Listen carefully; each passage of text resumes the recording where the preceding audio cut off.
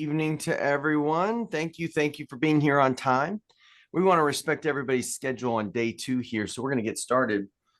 All right, Lisette, I think we asked them and I think they did it. What are the ahas you guys have and that you've been thinking about? Because we want to kick off today with the ahas you got from yesterday's session. We had some great guest speakers. Lisette walked us through some great content on growth already. Plus, we covered the culture section.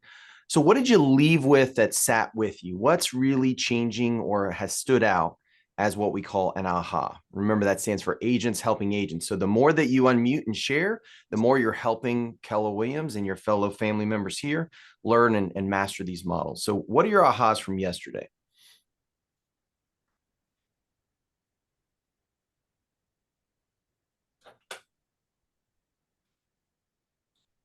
Milan says team mix, like the agent mix, right? In the market center. That's important, right? It's growth, and we inspect the agent mix of the types of the mix of agent types that we're recruiting in.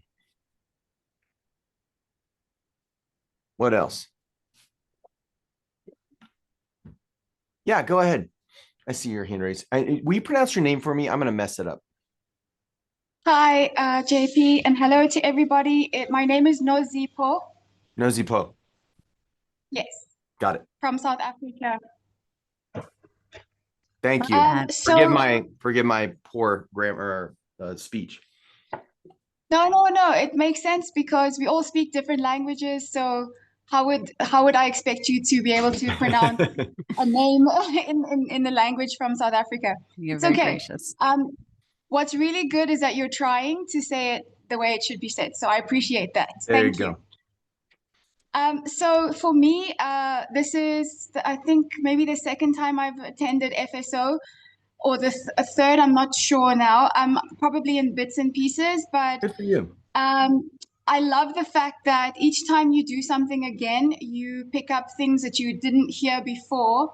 And I love the fact that you are bringing, both you and Lisette, as well as, is it Engin? I've forgotten how to pronounce his name properly. Engin, you got it. Yes, that there are these different things, but the biggest thing that I picked up was from that interview with him, that 616 people is actually doable.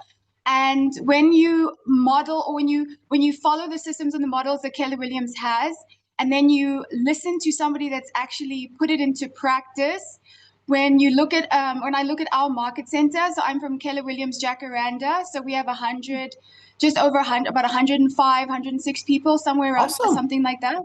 That's great. And when I look at that, and we grew from about 30 at the beginning of the year to the number that we are now at the end of October, pretty much.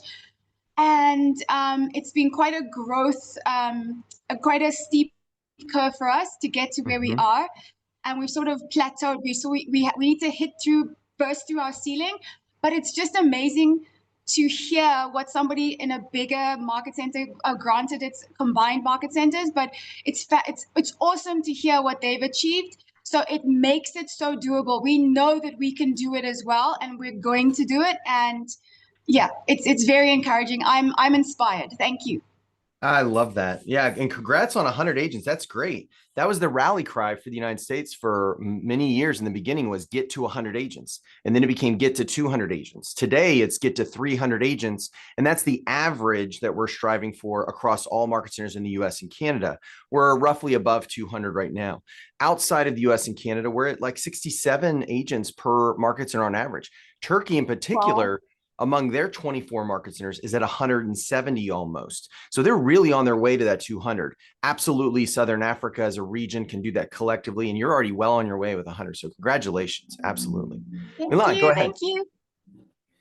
I just wanted to expand on the team mix. Not everybody is a capper, nor there should be.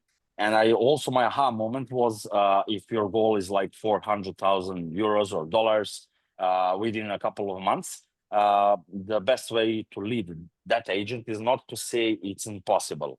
It's a crazy goal. You're a starter here or starter in real estate. So basically, don't even try. It's like getting to know them and lead them through the process. And it can be achievable. Not instantly, maybe not in their time frame or ours, but definitely that's the mindset. And I would like to say that's the type of people that we should attract, ambitious, with ideas, and then we should use our business plans to guide them through and to achieve the mutual goal, I would say.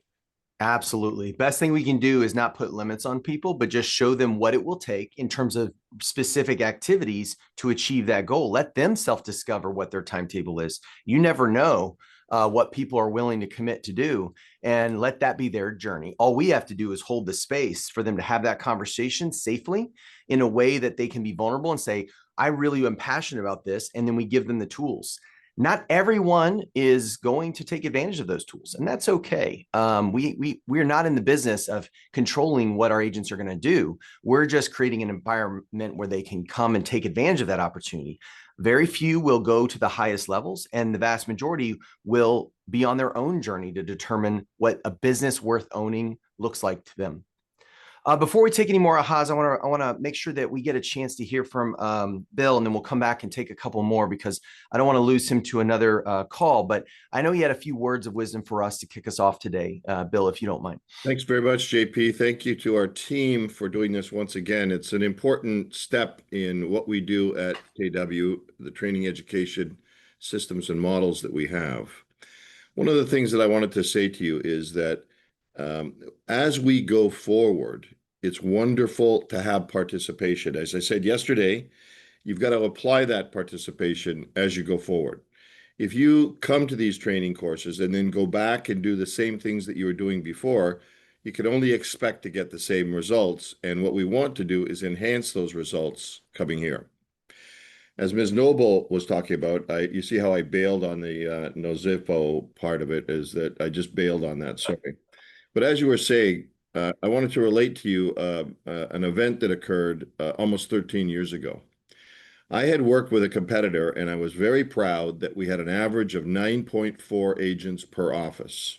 What that meant was most of our offices were not profitable, but they were in business operation, and our business was selling franchises, opening offices. I walked into Gary Keller, and I said to him with great pride that the average number of agents worldwide outside the United States and Canada was 2.4 agents. And the average number of agents that I had achieved in my company was 9.4. Gary said, well, the average number of agents I have at Keller Williams is in excess of 170. Now it's almost 200, but going back 13 years ago, in excess of 170. And he said to me, why didn't you put a target of 100? Why did you put a target of 10? Now, that was a great lesson for me. Remember, I talked about lessons and onion skins of lessons and different things that we can learn. If you strive for something in your business, what happens when you achieve it? Think about some of the great companies on the planet who wanted to become number one. How many people here in a room today use a light bulb? That's a trick question because everybody has a light bulb, I would imagine. GE invented the light bulb. You probably haven't bought a GE light bulb in 10 years. There was a Frenchman who invented the automobile. Blériot was the first person to fly. The Wright brothers were the first person to fly airplanes. How many times have you flown a Wright brothers airplane in the last 6 months or 10 years? Not happened. So the reason why I'm saying this is the person who is sometimes first is not always the one that achieves. Together, we can achieve more. What I'm asking you to do with the training that's being provided by JP and his team is to learn about the lessons that have been shared with every agent and market center over the years and apply them in your market centers in your country to change the way things have been done. There's nothing wrong with saying that every market center can have 100. When I first went to South Africa, I wrote on the wall of the first market centers a target of 100 agents. If you go to some of the market centers, you'll see my ink on the walls. Everybody thought I was crazy. And then in year 4, I got this email saying, Bill, we did it, and a photo from everybody as they got to 101 agents. So believe in it. Believe in yourselves. One of the things that I want you to leave with today is that we're in October. We're really in November now. So everything you do now will have an effect in 2026. We're not an immediate effect company. So you're working for next year. As we've worked in the past, we develop GPSs, we plan, we have growth strategies and initiatives. So what you're really doing as leaders in our company is you're looking to the future in 3 months and 6 months from now. That takes us into 2026. And then that puts you into a situation where you're the leader of this business and your actions matter. And as I said, when you say, oh, I think we can grow to 10 agents, people might just achieve that 10 agents and stop. If you say 100, what happens? Maybe you'll get to 100. And I believe in you because I see the people that come into our system and they achieve levels of success that they're able to do from the training and education that's provided to you. Now, here's the last thing. One of the things that I'm really gratified is that you've learned and you were saying back with your ahas that not every person is the same. I was about to say an overachiever. What we want to do in our company is we want to have a world where every single person who lists and sells real estate in every single country is a Keller Williams person, and every one of those people are cappers. Is that realistic? No. There will be some people who are cappers. There will be some people who are half cappers and quarter cappers. There's some people who won't achieve a cap. That's fine. Your market centers are made up, and as you've said 2 times this morning, made up with people who are not cappers. And quite frankly, they can have a great life and our market centers can do very well with them. This is a unique opportunity to include people. Now, all of this starts with action. All of this starts with the training and education, the systems and models that we have, and actions that's taken. If you do nothing, you'll get nothing. Don't expect people just to come to you because you're wonderful people. I think you're wonderful people, but people just won't call you. Demetrios, how many times have you gone to work and all of a sudden your phone rings and somebody says, hi, Takanis, Parakala, you're a wonderful person. I want to join you. Doesn't usually happen. You have to work at it. You have to be in a situation. So what I'm challenging you now, between now and January, and then we're going to be together again in February for family reunion, is I'm challenging you to work at this business, to grow this business, because that's the best way for success. Utilizing the systems, models, and training that you've been given. So I want to say thank you to you. You're the people on this call that make a really big difference. You're special. In every one of your regions and every one of your countries, in the real estate industry, there are thousands, tens of thousands, sometimes millions of people who are involved in this industry or in your country. And you are on this call, sometimes for the second and third time, taking FSO. So you're special. You're chosen to be really wonderful people. Go do it. Now's your chance to go do something and change the world. One person at a time. So Demetrius, don't wait for that phone call today. I need you to phone people and I need you to do something. And that's the same for everybody. I'm just choosing Demetrios because that was my grandfather's name. And when I looked down, it gave me good, warm feelings when I saw his name. So I'm going to watch you now because you're the embodiment of my grandfather. Okay, thank you for this. I am on the first line. Looking forward. And here's the second part of this. You're all connected around the world with this wonderful KW family. The one thing that you have, it doesn't matter where you come from. It doesn't matter where your family came from for the last 1,000 years. As you go forward in the future, you're all KW family people. And thank you for that. As we get into the last quarter of the year and holiday season, please take care of your families. Be safe. Make sure that you affect people. There's nothing wrong in this world today with giving somebody a nice handshake or a hug or telling somebody that you love them. I love you. I love our team. I'm a very happy man with what we have achieved. I'm very disgruntled because I think we can do more. Together, we can do more. Thanks very much, everybody. JP, go get them. Thank you, sir. I always love hearing from Bill because he always reminds us that this business is about people. It's so true in the real estate industry. It doesn't matter if you're with KW or not, but the special opportunity we've all found in our lives is to be part of the best organization in the world when it comes to taking care of our people and helping them help themselves. So this relationship management piece is huge, especially when we talk about being growth oriented, right? How do you have a big organization as big as we do and still have this culture? And that's because we put people first. And what Bill's role modeling for you is the way we're supposed to be leading these countries and our market centers. Because when we put people first, we can figure out the problems that are going to inevitably show up. So thank you for reminding us of that, Bill, and so much more. What other ahas you guys have before we jump into the rest of growth today? What else are we hearing from? And thank you to those that have shared so far. What'd you get from yesterday or even from Bill this morning so far? Let's take one or two more and then we'll get started.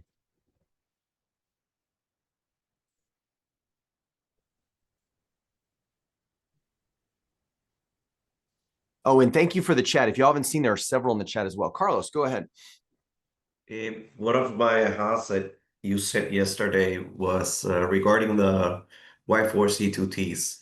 Yesterday, I had my career night, and I used what you said about win-win and success, and everything in between makes everything happen. And everybody just caught that instantly, and they understood our philosophy. Oh, I love that. Thank you for sharing, Carlos. I steal that from Gary because Gary is the master at getting clear that not everything matters equally. Even inside a belief system as precious as the Y4C2Ts, he's clear that the first one and the last one are more important than the others. Not because those others aren't important, but if you do first and last first, if you really embody those, you get, it's easier to accomplish and stay on track with the others. They sort of naturally show up. It's this whole idea of what's the domino that knocks down the other dominoes. And if we can get comfortable with not devaluing things, but being clear about what is the most leverage that we have to do the next thing, then life gets a lot more simplified. And that's a great skill to build, especially in a big business like this, but in our personal lives as well. Because life will always wants to get more complicated. So the more we can simplify as leaders, the more people we can bring along with us. And so thank you for highlighting that, Carlos. Stella, let's come to you and then we'll get started. Yes, hi on. I don't remember how many FSOs I attend right until now, JB, but every time I have one aha this time from you and from Ergin that say that it's really simple to understand that when you master FSO, the leadership team can master FSO manual and MREA and be able to train and to coach all the agents inside the market centers, just the two of that, FSO and MREA. We can actually build MCs with no limit in growth, productivity, profitability that leads to culture. This is my aha from yesterday from you and Edgin. Just these two things. You're exactly right, Stella. And thank you for sharing that. What Stella is demonstrating for everybody is mastery. And I would argue self-mastery, right? She's gone past the behavior of, well, I've already been to that class. She keeps coming back. Miroslav's another example of this, leading KW Serbia. He's in every FSO that we host, and not to mention hosting them himself locally. This is what it means to be learning based. When we went back to the 6 personal perspectives, this is the idea of saying, you know what I know, and I know there's more to know. And that is the opposite of ignorance based. And it's okay to not go to classes. Maybe it's not right for you in that moment, but we're always open to the question of, do I need to master? Do I need to go into this again? And the thing I'll leave you with is an old saying. I forget who it comes from. I think it might be an old quote from many years ago. No person steps into the same stream twice or the same river twice. And it's that idea that the person has changed and the river has changed or the stream has changed. So the market's changing on us. We're changing. So why wouldn't you revisit the most fundamental classes we have? And speaking to that last point that Stella made, I want to be really clear for everybody. Remember, we talked about this. If you need to start somewhere, if you're overwhelmed, start with this book. This is the best training in the industry for all agents at all levels. You just have to get them past the idea of what millionaire means. Maybe it's 100,000, maybe it's less. The second one is this one, and that's franchise systems orientation we're doing today. Just start here. There are many courses that these two lead into, but start here. This is when we say master the fundamentals. This is what we're talking about, 2 books. And if you're not a reader, you need to become one. This one's actually on audio, and it's obviously translated in multiple languages.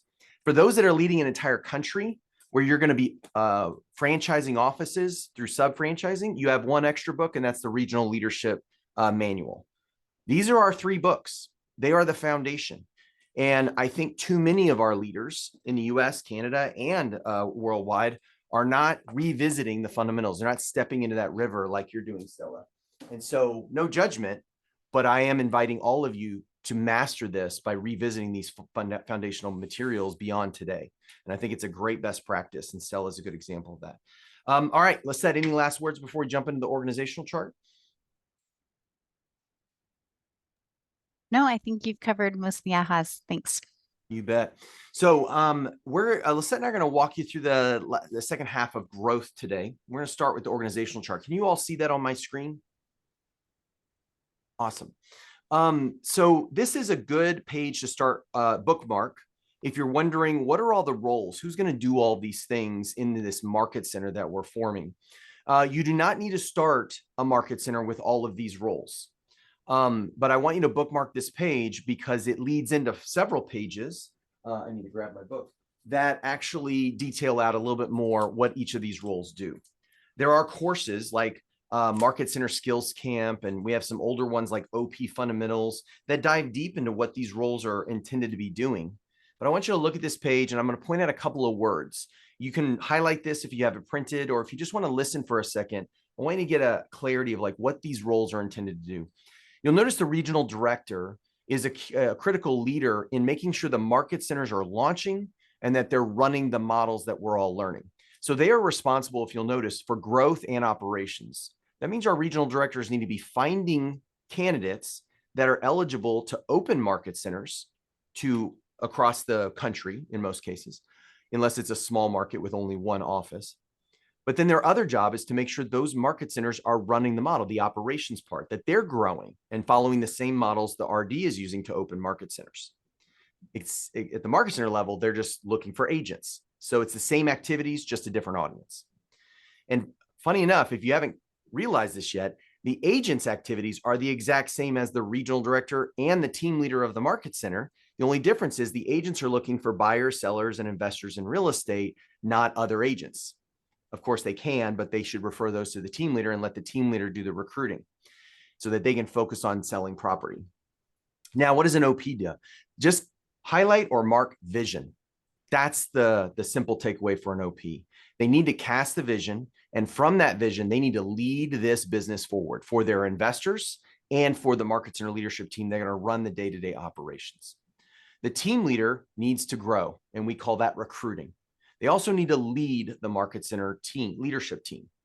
So think of this as the leader that needs to show up every day to do the most important activity, and that is to grow the office. Everything else lives out of that. So everyone is part of the growth team, and the team leader leads that team. The market center administrator needs to obviously have oversight and provide accurate financials, but they're also a leader in the market center. This is not your bookkeeper. This is not an accountant. It's wonderful if they have those skills, but as technology and virtual assistants and other services become more and more affordable in 2025 and beyond, do not just hire someone to do the books. You need someone who's a leader in the office. And we'll talk about how this works together, but the market center administrator is your key person for assisting the team leader in growing the market center through retention. When we're looking at our numbers and we're seeing what agents' production is and how it's going up or down, being able to have conversations with those agents, with someone with the right behavior like an MCA who's not focused on just recruiting new people in, they're really focused on retaining the agents you have, especially those ones that are productive, or highlighting the agents that aren't productive so we can figure out how to strategize and deal with them. When Ingen mentioned all the different calls that they make and how they break it up among a leadership team, the MCA is absolutely part of that. The MCA is also probably highlighting and creating those reports so that the entire team, including the MCA, know who they should call and why based on whether their production is going up or down. So the MCA is an important role around operations and retention. The broker of record is a phrase we use in the United States. And this is because we have licensing laws and all that. And of course, at the office level, many of your countries do as well. So you might want to have somebody either on salary or as a volunteer position, be the broker of record or your compliance officer. Their job is to make sure the agents who are closing transactions under your regulatory body or under your license, that they're doing it in a proper way. So they are part of compliance. You need somebody who's checking the paperwork, and obviously that's great, but don't make that the team leader. We see too many offices doing that. The team leader should be growing the office, and that is not a productive, profitable activity for a team leader to take on. You need someone else to do that. In a small market center during launch, I think it's perfectly appropriate to have the MCA do that. But at some point when you have a lot of agents, you probably need a broker of record or a compliance officer. We could offer that person, if it's legally appropriate for an agent to do that role for you because of their licensing status, then maybe you give them a free cap, or maybe you do some other compensation that doesn't require you to pay a salary. We get creative with the compensation on this role if we can. The productivity coach. This is an opportunity to grow into after you've established a market center. If you can launch with one, that's awesome. Could also be commission only. And this is simply somebody who focuses on that gold mine we talked about yesterday to grow the production, and they receive 5 to 10% of the agent's commission in addition to what the agent is delivering to the market center. So it doesn't come out of the market center side, it comes out of the agent side. And that's great for rookies who want more mentorship and should be required to have mentorship at least on their first 4 transactions or for their first 1 to 2 years. You get to set those terms. The market center tech trainer, we'll come back and talk to. Ben's going to give us a few thoughts on that before the hour's over. And then, of course, the Associate Leadership Council we talked about yesterday. So I'm going to switch to my camera and just kind of break this down because it's a little bit easier, I think, to understand if we look at a visual. And if you can make that screen larger, that might be helpful for what we're talking about here. So what's a market center actually look like when it comes to organization? First is the OP role. Now, surrounding the OP and behind the OP are all the other investors. Typically 2 to 5 investors, including the OP, is a good number of investors. Every one of those investors, if possible, the ideal is that those investors are participating in the growth of the market center simply by referring talented people to the team leader. So the OP is really an opportunity provider. You can think of OP standing for opportunity provider. It really means operating principal, and that's the decision maker among the investors. But they need to think of themselves as an opportunity provider because that's what this market center is. And we have to have a big vision. We have to believe we can get to 600 agents if our market can support that. And we need to lead our people forward to it so that they win as team leaders, as staff, as agents, as ALC members when the market center wins. So one of our biggest challenges is when the OP doesn't have that vision or is the wrong person for the role. It's a very important decision on whether you want to take on that responsibility because you will be the ceiling for everyone if you don't want a big life. And that's not fair to the people that you've invited into the market center. So we must have all OPs thinking big because you have exclusive territory that must be developed through recruiting. It's not exclusive to the listings and the transactions. Those borders have nothing to do with listing and selling real estate. They have entirely to do with what your obligation is to recruit production into your market center in that awarded territory. It simply means your region is not going to put another market center inside that territory. But it does not mean agents from all other companies, including Keller Williams, are going to list and sell there. Everyone's going to list and sell everywhere. Wherever is legal and appropriate for the agent to list and sell, they're going to do that. Our opportunity as OPs is to recruit and maximize the opportunity we've been awarded. If we're going to choose not to do that, then we're going to have to give up that territory and become an address only office like a business center or an MAO, or maybe step out of the role and let someone else do it. Or maybe exit KW if we really aren't a match for this model. It's very important to get real and clear about those concepts. Now, what's the rest of the team look like? At a minimum, when you're launching a market center, you need those 3 roles. You need the team leader, you need a market center administrator, and you need an ALC, an Associate Leadership Council. Now, we talked about yesterday, if you want to wait to formalize that group, that's fine. But as we all agreed as well, definitely spend time with those first few top producing agents to build a culture where the top agents know that they have special relationship with the team leader at least. And then later you can codify that into a market center ALC. But here's the three things. The OP is leading the entire business. The team leader is growing that business. The MCA is retaining the agents and the production, trying to keep gross commission income from walking out the door. And your ALC are validating the value of the market center, meaning they're ambassadors of what you're doing. So if they're not experiencing your value, it's going to be very hard for the team leader to attract more people. It's going to be very hard for the MCA to retain agents, because these top agents, even if they're not formalized in ALC, need to be walking the hallways, talking about how great the training is, that the team leader consulting is valuable, that they like the MREA books, that they, whatever your value is, make sure they're willing to talk about it and they are authentically getting value, because they need to validate what you're doing and spread the word, not only in the market center, but around the marketplace as well. And then lastly is the roles that you can grow into. A productivity coach needs to drive production. So they need to wake up every day going, my job is to increase company currency coming into the market center. That's how I keep my job. The director of first impressions is the owner of the entire office experience. They don't just answer phones and take out the trash and open the doors in the morning and close it at night. They need to take ownership and be held accountable that when I walk in as an owner or as a team leader, especially when I'm bringing recruits, this office shines. It is energetic. It's clean. The agents are out and about. Everyone seems happy. There's an energy to this that they are not going to feel that when that recruit goes back to their current brokerage. And then lastly is the market center tech trainer. This is all about training our agents on how to use technology in real estate and support them in the use of KW technology, as well as whatever local technology is available to them and most popular. This is not tech support. It has an element of that. But Ben will talk to us later about the importance of making sure your market center tech trainer can speak real estate and how agents do real estate with technology, not do technology and then sprinkle in real estate. They need to understand the real estate agent's experience and speak to it, and then sprinkle in, how do I use technology in a way that's approachable and not overwhelming and difficult to understand? Any questions on this overall org chart so far? All right, we got it. Feel free to use the chat. And if I've missed anything, Lisette, please feel free to correct me. Carlos, go ahead. Yes, JP, so regarding the ALC, that's something that I understand that it's very important for the organization. But what about what you just said, that if we don't have it? So that job goes to, let's say, my 20%, the ones I'm consulting, the agents that I'm consulting. So Yeah, that's their job, even though they're not part of the ALC. Yeah, I would. If you're not ready to formalize and call and tell everyone we have an agent leadership council and here's the terms and the covenant that they sign and all those things that you'll learn about in ALC Clinic.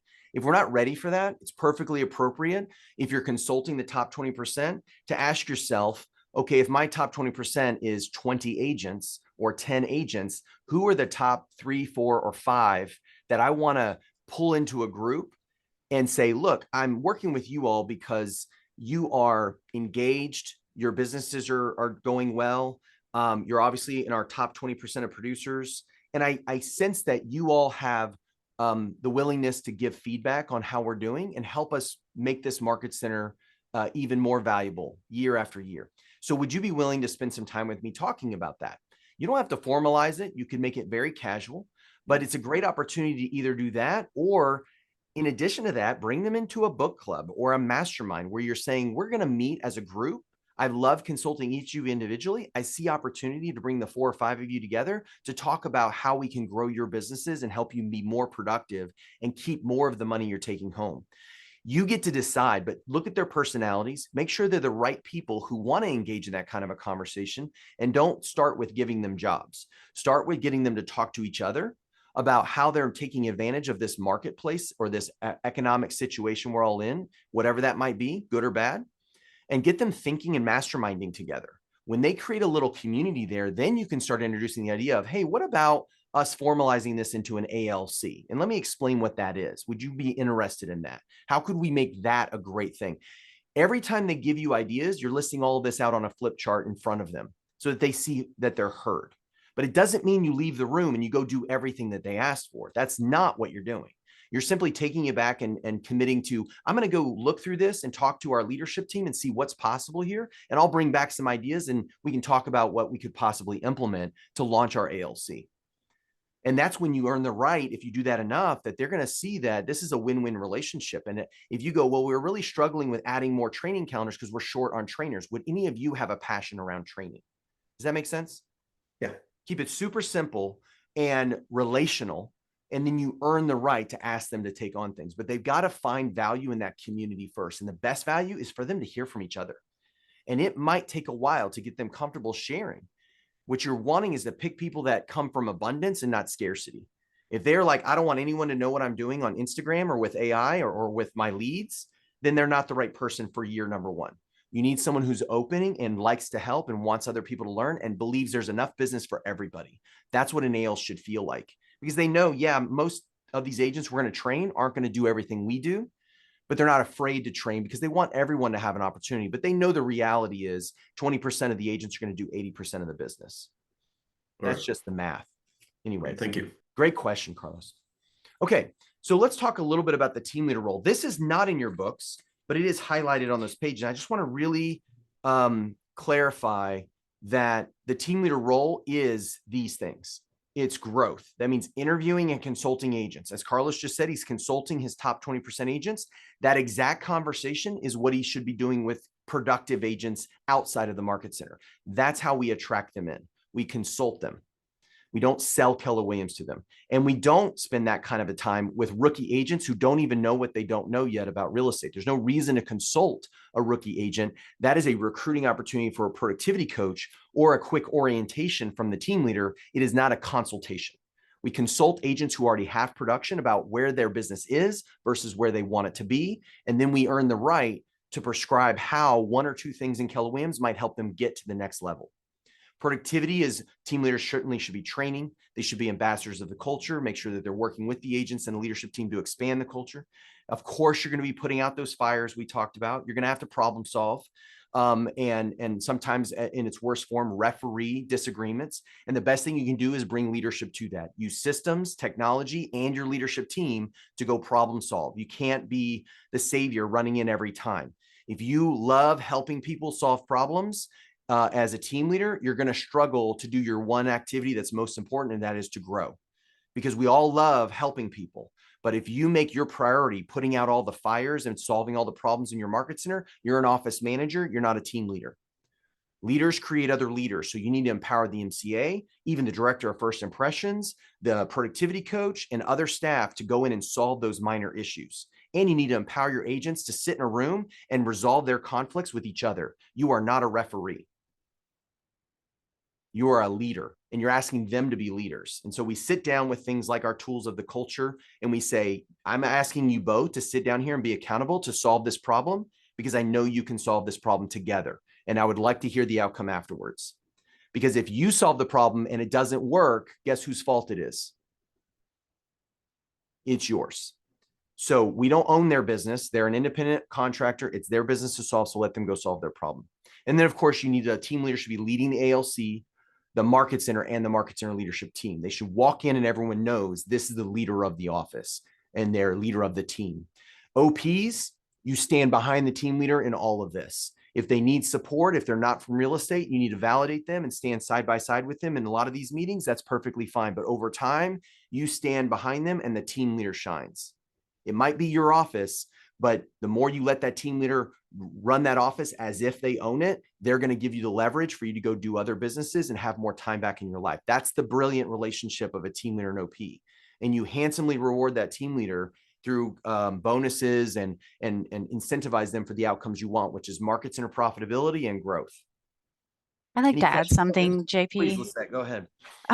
So I think, this visual really shows that all these things are equal, but I would argue that the growth should be much bigger, right? And what JP was kind of saying, you know, that don't focus all your time on problem solving. So, you know, try to imagine that the growth is really like 90% of the role here. And as he said, the OP is really trying to take a lot of things off their plate. Of course, you want them in the training room and seen as a leader in the market center. But if they're in great relationship with the ALC, they're empowering those leaders to take more of a role. And as the market center grows, you're kind of developing faculty. So don't see all these things as equal. And sure, they might be responsible ultimately for problems getting solved, but that doesn't mean they actually have to solve them themselves, and they should be leveraging other people on their team. So I just really wanted to stress that. And that's really where we see team leaders struggle the most, is that, you know, they might feel responsible for all these things and are equally kind of putting time towards them, but really it's a misnomer. The growth is the most important, and they should be leveraging team members to kind of ensure that all those other things are getting done, but they physically don't have to be doing them themselves. This is 1,000% right. What's great about this too, and this is why team leaders don't list and sell real estate, because they certainly don't have time for that, and that's not the role. When they close their door and they put up a sign that says, "Do not disturb, I'm working on my one thing right now," or "my big rocks right now," everyone in the market center knows what that means. It means the team leader is not available to me right now because they're lead generating or calling the people that we've referred into the team leader to recruit for the purposes of us earning money through growth share. When a team leader is listing and selling or busy in the problem solving, they're not showing up as valuable to those agents, especially the top producers who have the influence to refer in talent to the team leader.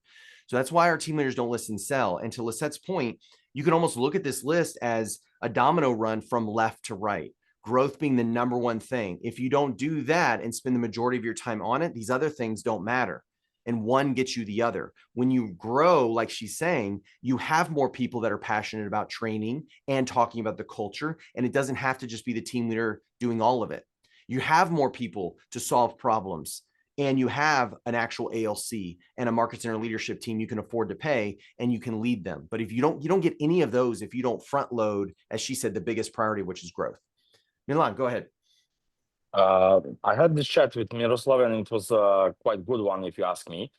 It goes back to accountability. Leader, in my opinion, pardon me if I'm wrong, but I'm quite new here, is to create other leaders, and they should lead by example. And then my job or job of our colleagues gets easier because you produce new leaders. Exactly. There's a fundamental truth, and that is the quality of a leader is not measured by their number of followers. It's measured by the number of other leaders they've created, or at least helped. I don't like that word created. We don't create people, but we can help build other leaders up. And that should be the measurement of your leadership skill set, not how many people follow you. The team leader role day to day, this is not shown this way in the book. So take a picture of this if you want. As Lisette just said, the leader's number one role as a team leader is growth. And that means growth in a couple of different categories. When we meet with the ALC, we care about their production and their wealth. When you care about that, that's when you earn the right for them to care about the team leader's goals and the market center's goals. The growth of the top 20%. So consulting, like Carlos is doing, you're consulting the top people, because not everyone in the top 20% of your agent population is going to be on the ALC. So you're probably doing some consulting with those folks as well outside of the ALC. There's growth in productive agents, and that needs to be making sure that middle group have people assigned to them to make sure those groups are growing too. We want the production to go up collectively, and that's where Ingen's idea of how they split up that middle group is good. We need growth of new agents, meaning agents joining and also going into a coaching program. The team leader succeeds at that through a productivity coach. There's always a little bit of new agents that team leaders are going to meet with, and that's understandable. But if the team leader is spending too much of their time with rookies because it's easier to talk to them and they're scared to talk to productive agents, then they're missing the biggest opportunity and they're going to struggle succeeding. Your market center is always going to be churning people out. So the team leader needs to master MREA, coach to a model, not necessarily to themselves, but coach to the models of best practices, and then find a PC to recruit and coach the new agents. And they win as a partnership. And then, of course, through all those activities, you should see company currency increase. You should see the owner profit increase. And of course, growth share is tied to both of those. So growth share is going to grow, which is a win for all of our agents that are helping the market center. All of this matters. And of course, it should be growing and stretching the team leader skill set as well. And I would argue ultimately that the team leaders should be focused on growing themselves as well. You know, in a human development company, when you're trying to develop people, if you're not figuring out ways to grow yourself, you're getting in the training room yourself, you're modeling that, none of this happens. So I would really say that number one should be the growth of you as the leader, as the team leader. And if you're the OP on the call, finding ways to encourage and empower your team leader that they are growing themselves, because the agents want to see people, they want to look up to people that are challenging themselves, they're reading the latest book, they're, you know, applying new models or different things. So ensure that that team leader is also really prioritizing their own personal growth, because that will be reflected in all the conversations and consultations they have with the agents. And that really is an influencing factor, I believe, for agents to want to join someone who's aspiring to grow themselves. That's where they want to be. 1,000% right, Lisette. The best way to do that is for OPs, if you're an OP or an OP candidate, you need to hear what Lisette's saying and take it very, very seriously, because everything we're talking about what leaders do to create other leaders, the OP must do that first and foremost with the team leader that works for you. If you don't help that team leader grow their skills and grow in their leadership, your market center will never be the leveraged passive income that you are hoping it to become. It's going to be a long journey of you building that market center and going through team leader after team leader after team leader, because as big of a job as the team leader role is, it's the most rewarding if the OP does what Lisette's saying. And you got to stretch that team leader and give them opportunity to stretch and support them in their growth, because growth is hard. And so I absolutely agree with what she's saying. And OPs, that is your job. Number one is to make sure that team leader is thriving. Couple of questions in the chat too. Yeah. So Tatiana, and I'm sorry, my eyes are failing me. How can a team leader help with productivity if they don't close deals themselves? Great question. Because team leaders do not list and sell real estate, they need to be overseeing the market center training calendar, meaning they may not have to build it. It's great if they do, but with input from your top agents, as well as your market center leadership team, there should be a very robust market center training calendar. We'll show you some examples of that today. But through that, and inviting agents, all agents, but especially that middle group, into those trainings, you will see production go up if your team really focuses on that being a core part of your value. And then, of course, the productivity coach can take on the responsibility of measuring the production and that it is going up. The MCA will also measure this. And you'll look at the agent mix through the MCA's reports and ask yourself, who needs extra support? If the team leader can handle coaching in groups, or maybe even taking on the middle groups like Ingen's team has done, that's a perfectly good way to help with production growth as well. But another great reason, as we talked about yesterday, for agents to be investors in the market center, when they can be investors, it's wonderful for the OP to go to those agents and say, we're struggling with production and commission and company currency. We need everyone to go get together and go push hard on your agent business to drive production up, because you are investors in this office. So I'm coming to you first as the OP to say, what can we do to support you in going and closing more business? That's also another way to drive production if you have agent investors. Vanessa, you asked to share my screen. Is everyone seeing my screen okay? No, we can't see your screen. You cannot see my screen. I'm so sorry. Yes, we see the slide. Were you hoping to see the Elmo drawing he drew earlier, or are you just looking to see his slide? Because the slides are showing. That's interesting, because I can't see the slides. I don't know about anybody else. There's a The Zoom view setting. button, yeah, you might on the top right hand corner, there's a view option of how you can view I can the see the screen. slides as well. Yeah, and Leslie might be able to post in the chat to help with some of the how you do that. I'm terrible at it. The next question was, how many rookies can a productivity coach handle? This is all over the map. In the United States, I've seen our top productivity coach handle as many as 300 rookies in their program. Now, the thing to understand about something with that many agents, I think Ingen said they had 160 or so, and they even had multiple PCs. Be very careful with your expenses. You can't afford all those salaries. So if I'm going to have multiple PCs, they better be on commission only. The productivity coaching program is a business opportunity for the PC to build on their own inside the market center. And the way you can get to over 100, or maybe even as high as 300, like some of our top productivity coaches, is you have to have systems and standards for how you earn time with the PC. That means you come into the program automatically by joining the market center if you're a rookie. and you're in my group coaching program, meaning I do one call for everybody, and maybe that's weekly. And then if you do the homework and you come to class and you meet my standards, then you come into maybe a more intimate, higher level group that maybe meets more frequently. And if you're achieving at a certain level in terms of closed production, you earn one-on-one consulting from the productivity coach. That's one way to do it. But it depends on the capacity of the productivity coach. But this is why we inspect it and we look and see, are we getting what we want and how are the economics working? Is this productivity coach paying for themselves? Because if they're not, and they're telling you, I can't do more, I need a second productivity coach, that's asking you to make a bigger investment on somebody who hasn't paid for themselves yet. So when we get to profitability, think about the people and the technology and the costs as the same. It's all expense. And in a capped revenue model, you have to be very, very careful with your expenses. Great question. Isn't it true that they are investors either way, not in terms of money, but in terms of the choice of agency and the time they are spending? I see KW as a mirror. It works if you work it. Yeah, agreed. The agents that are in the market center have a vested interest financially for the market center to grow. And that's why we encourage them to refer agents and recruits to the team leader. But they do not have any financial risk, right? They're not putting up money like a true investor would. So you just have different groups, like agents who are investors have a bigger stake in the markets and are being profitable. So they would understand why they all need to work together to drive production up. Your other agents can also help with that because they all want the market center to be profitable. And some of our offices outside the United States even share in those profits. Not many, because you don't have to. In the US, we do. That's part of the profit share system. Your system takes money out of royalty. So the market centers get to keep all of your own profit. Your US counterparts in Canada do not. They give up 48% of their profit every month. You don't have to do that, but you can. And that's going to encourage agents to also care about the market center being profitable even more. Muhannad, go ahead.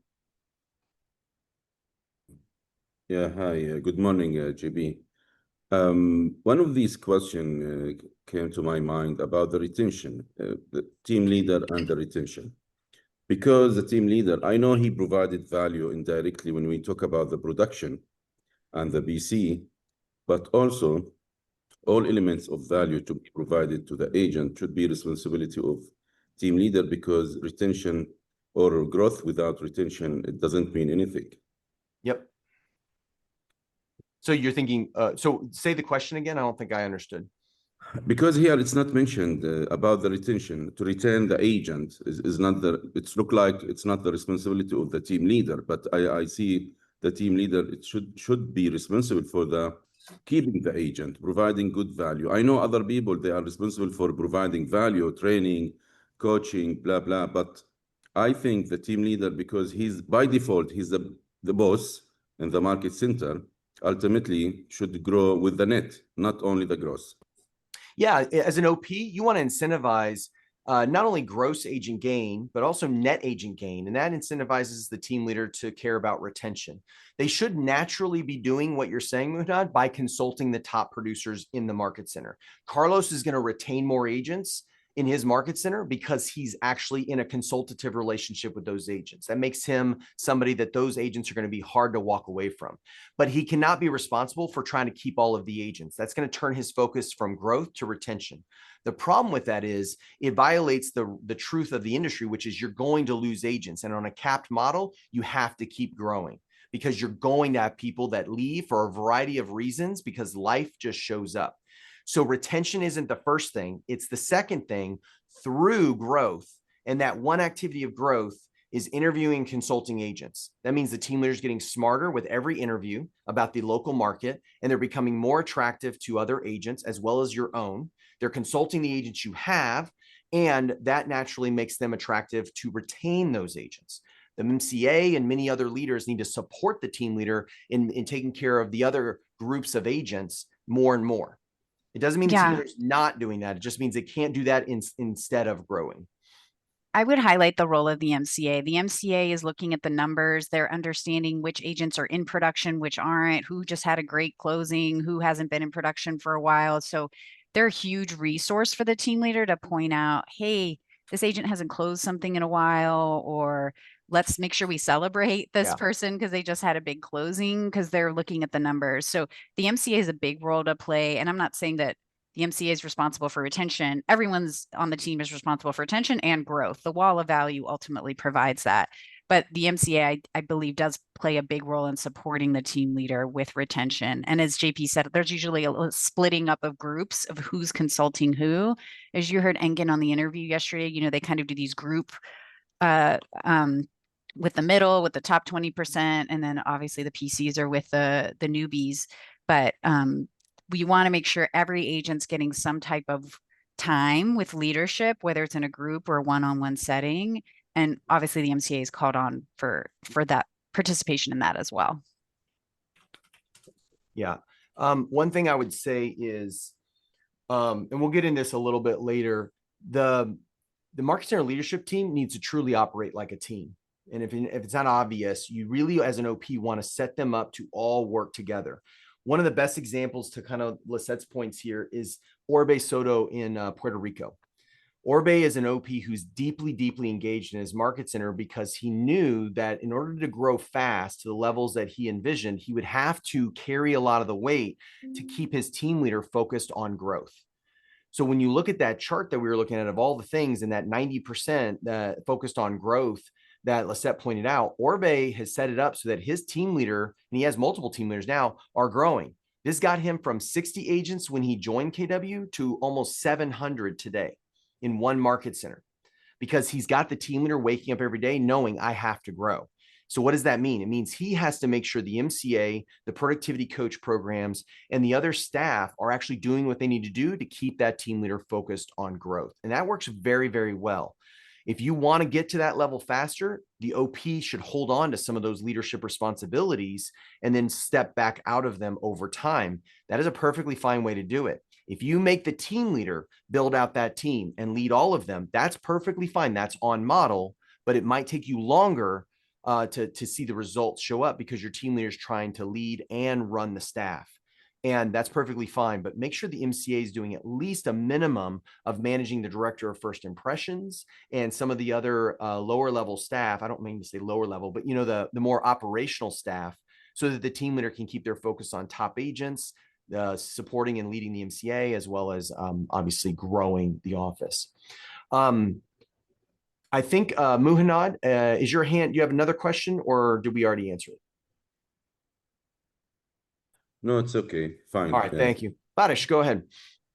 Hi guys. How it's okay. So top 20 for the team leader and the retention, as well as the MCA and newbies, newcomers for the productivity coaching. How about the middle ones? Like it's not new in the industry, maybe like just finished first year, coming from another brand, maybe. Like it's not top 100, it's not top even 200, like especially like a big market centers. Is there like, I don't see it on the organizational model. So is there like in the middle some kind of for those agents, like what should we do or how What should we are you approach? thinking Or, that they need? What's the need you're trying to solve for? well, it's, I mean, they need also like they are just, they're about to break through. I should say, I mean, maybe they made a breakthrough, but now everything starts now, right? They need to grow more production for themselves, etc. But now there's no specific kind of like department for them in the market center or the person assigned to them, let's say, just for the specific group of people, let's say, what kind of approach maybe should be, or which person should be addressed to them. Take a look at this. And this might help a little bit. I know this is gonna be hard to see, and I'll get this scanned and send it to you. There's tons of different examples of a Market Center training calendar, but here's an example one, just to give you an idea. So every group of cohort of, I think it's really smart to break your agent mix into cohorts. We've talked about that a lot. That's perfectly fine. You saw Engen talk about that, right? How are we going to divide up the agents and make sure we're scaling, touching them so they feel like they're in a relationship with us or they have someone they can go to? That is a very unique and personal decision at the Market Center level, meaning you really want to understand what are our biggest pain points for this particular group of agents. The middle of the road agents, if they're just breaking through, they might need to primarily be in a relationship with the Market Center through the Market Center training calendar, meaning the classes that you have most consistently are group trainings that they can come into. And of course, they're going to be having time with that instructor. They're going to be connected to each other in the group. You can do all sorts of creative things with your training calendar, including running mastermind sessions for different production levels.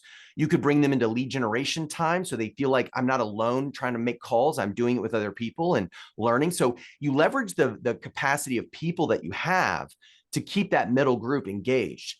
In some cases, they might be looking for value of services that you can provide at a cheaper cost and they can go buy on their own. Things like transaction management or listing management support, or help me with putting listings into the portal. Those are fees and services you should charge for, because your cap probably doesn't cover that. And you have no idea how much it's going to be used. So you could charge per transaction. You can figure that out. These are little ways to connect that middle group who don't need hand holding, but they're not your top people who don't need to be coached at that level. Your team leader really has to stay in relationship with the top producers because they get you more production. The middle group, we love and we care about them, but you simply have to get creative on how do you scale that. I would say the Market Center training calendar is your foundation. And if you can't see this, just take note. Like, this is a lot of content. When we say Market Center training calendar, I hear market centers go, yeah, we've got that booked, that one class for this month. And then next month we're doing something else. There should be something happening in your training room every single day. Every single day. We're not joking. The Market Center training calendar should be alive every day. People should not feel like the Market Center is quiet and empty. It should always have something happening. And it's okay if those classes start with only 1 or 2 people coming. You keep the class. You never cancel a class because of low attendance.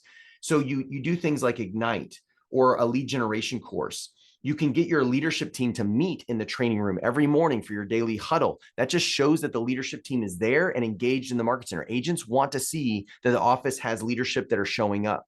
So many of your competitors don't even go to their offices anymore. And I guarantee the top agents are like, the guy that owns this place isn't even here. Why am I here? When you're there, they know that you're available to them and that you're helping them grow. Buyer trainings, millionaire real estate investor. How do we invest in real estate in our local market? How do we build wealth for our agents? All these type of things are possibilities. And that middle group, you don't know what they all want. So the Market Center training calendar to try to cover that. But don't miss the fact that the ALC should be telling you first, what kind of training do we need to be attractive to top producers and to have you come into our training, because they need to show up first.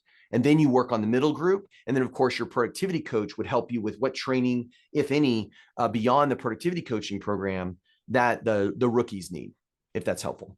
Great question. Miroslav, go ahead. Thank you. I just want to thank you for this remark, JP. We can't see you.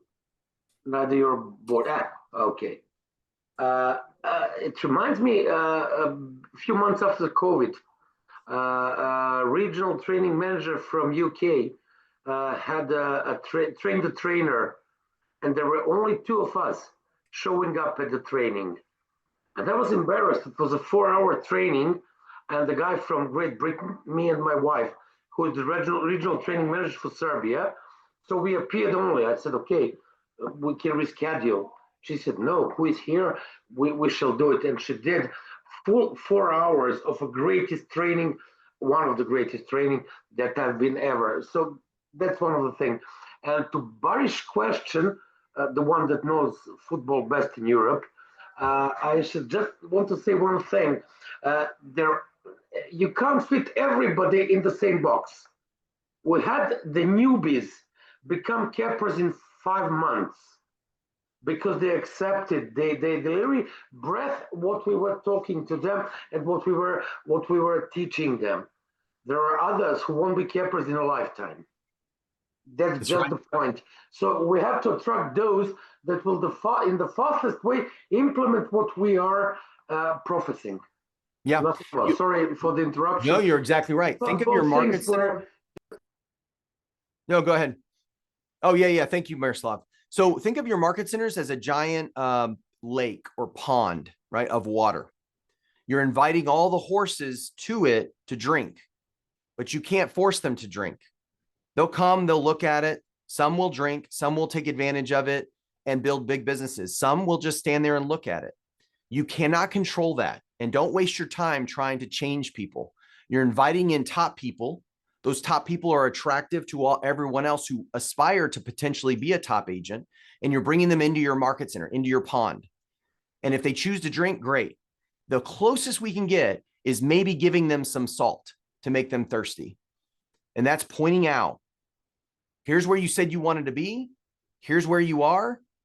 How committed are you to this goal? If you are, here's the things you'll need to do to get there. If you're not, that's okay. You get to define the level of your business. And as leadership, we have to get out of the old broker mindset that these are our employees or that we're in charge. You're in charge of that environment you're creating, and you're inviting top people in, and you're holding them to standards, but you are not in control of their sales production. That is their opportunity. Now, if you're in a market where the agent is on salary, that's different, but most of you are not. Roberto, go ahead. Also regarding the schedule that you just shown, I wanted to ask if as there is the daily huddle for like the leadership team, should we have like a daily event or a daily moment in the morning for like the agents as well? Great question, Roberto. It should have been on there. It's not, but it's not always done. But one of the best practices to solve for that is to have something we call power hour. You can call it anything you want, but it's 1 hour, usually from 9 a.m. to 10 a.m., at least here in the United States. You could do later if it's more appropriate, or earlier is always good. But from that 1 hour in the training room, typically, it's usually the productivity coach. The team leader could do this until you get big. But it's a leadership person from the staff, typically a PC or a team leader, is lead generating in that room. And they're inviting all agents to come in and do an hour of dedicated lead generation time. Now, the team leader is lead generating for recruits. They're doing their calls. They're reaching out to people saying, hey, thank you for the great transaction with our agent. They said I should talk to you. Let me know how you're doing in your career. Maybe we could have coffee, that kind of lead generation. The agents are calling their clients, potential clients, and lead generating for real estate sales business. But we can do that in the same room because it's the same activity. Does that make sense? Yeah. That's a great option. You can do all sorts of creative things in the morning, but I think the power hour is a good, consistent daily thing. And you will have nobody show up. The PC should still stand there and do their calls. And eventually agents walk by and they go, what are they doing? Oh, they're lead generating. You could go lead generate with them. And then you get 2, and then you get 4. And then eventually it becomes a thing, but you got to commit to doing it. Just like Miroslav's story about teaching the class, even if only one person shows up, it may take a while, but you've got to commit to it and be consistent, or agents think it's not. Xavier, sorry for the delay. Go ahead. Yeah. Hi, JP. Good to talk to you. Can you hear me? Yeah, sounds great. Out of 100 your video froze, but we can hear you. Okay, I don't know why. Oh yeah, sorry. Out of the recruitment, how much should represent agent referral versus direct recruitment? Meaning, great question. Great question, Xavier. In its highest form, I think, Lisette, hold me accountable if you've heard this number more recently, but I think if a team leader is getting 10% to 15% of their leads from their ALC, that's a best practice. You can get much more if you really get good at it, and you set expectations of what ALC members are supposed to refer every month. I would argue investors and owners of the market center should also be held accountable to a certain number of referrals every month. I've heard 1 to 2 is pretty common to ask an ALC member or an investor of the market center to be expected to refer to a team leader every month. All we're saying is a name and a phone number, or an email address at worst. But ideally, if you get that number or that WhatsApp number, that's the most effective way to reach out to a recruit referral. But if you can get 10 to 15% of your recruit leads coming from your top agents, that's a best practice we've seen top team leaders quote. It can certainly go higher. And even if you're getting a few, that's good. One of the metrics to determine whether your market center is healthy or not is to keep track of how many of your current agents give you at least 1 referral a month. And not how many referrals did you get, because you could have one passionate person who never sells real estate that just likes to refer people and earn gross share. That's fine. But that doesn't tell you the health of your market center. The health of your market center, a great metric is how many of our agents see so much value that they're willing to use their social capital to refer a recruit to me.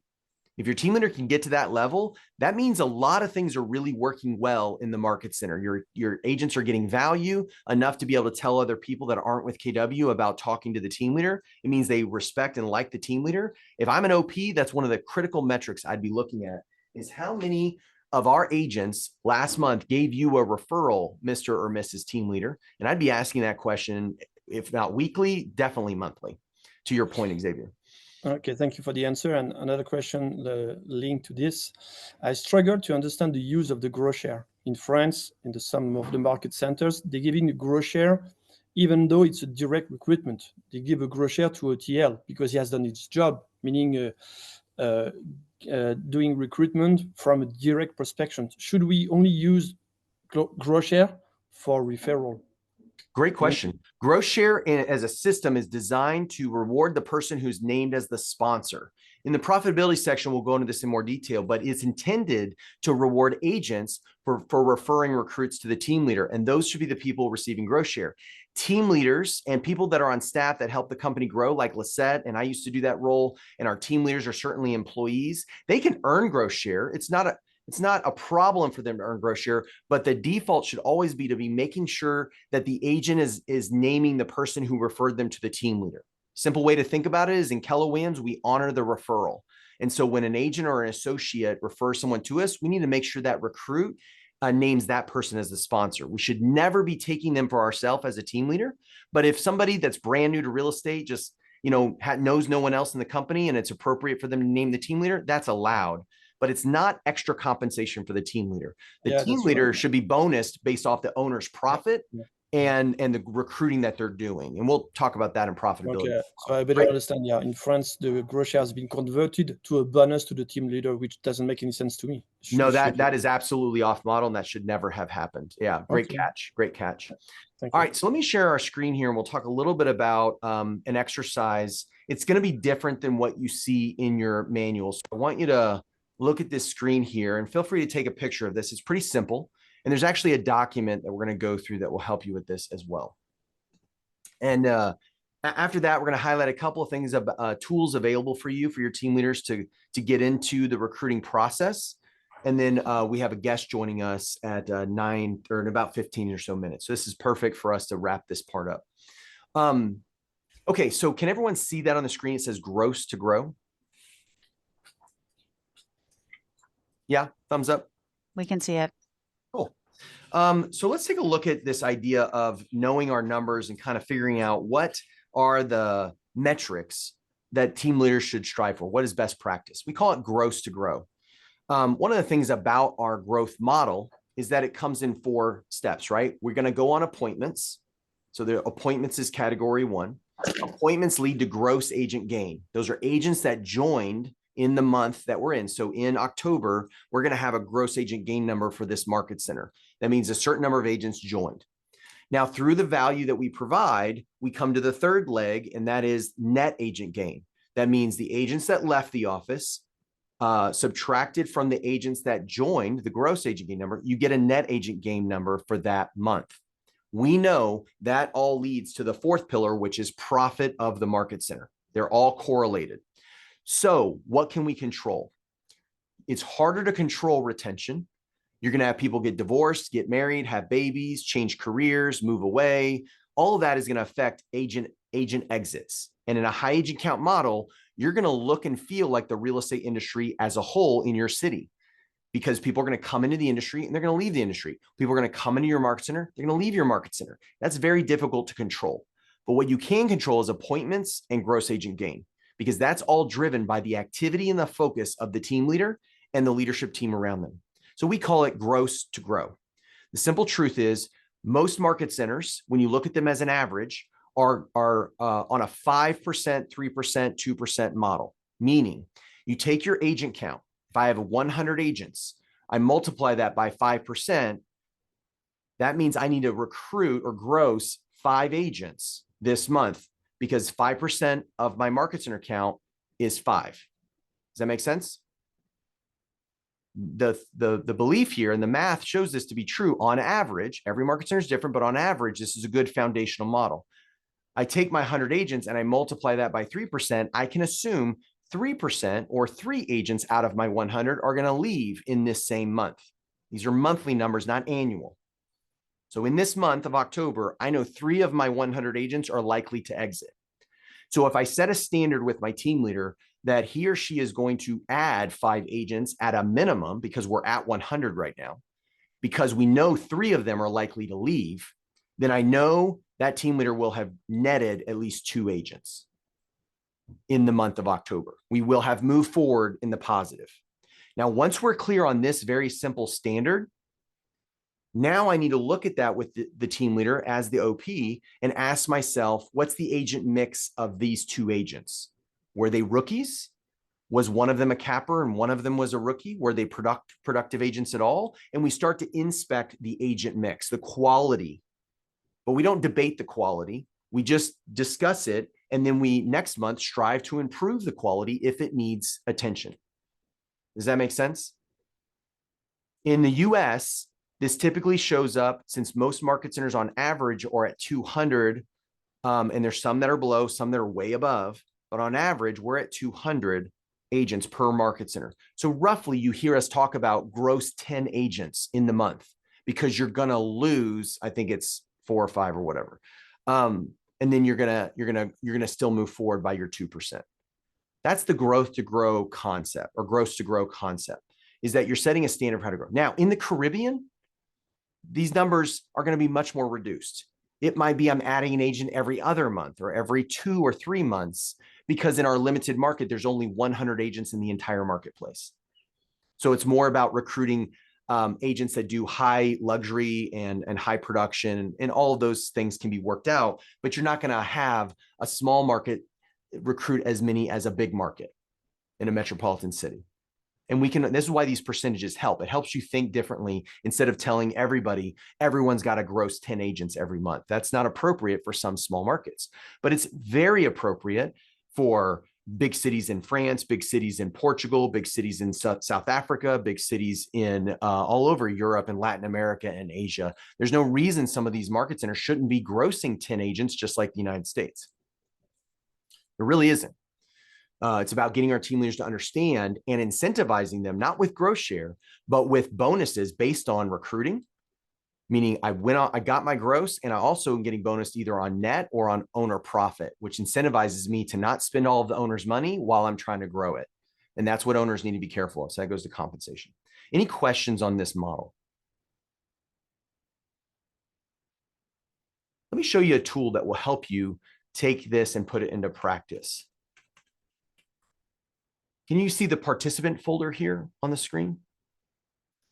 So in that folder that you all have access to right now, here is the growth model.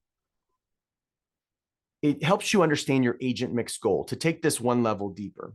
So when you open this document, you're going to see a simple chart that helps you, and you can edit this. So you'll make a copy of this, and then you can edit it in your own Google Drive. But it's simply going to help you work with this particular chart to say, okay, I've got a market center and it's got 25 agents. You'll put in your number there. But I want it to be 100 agents. So I need to net 75 agents. Now, how many of those agents are going to be cappers? And what's the percentage of my agent population that's going to be cappers? And how many of them are non-cappers?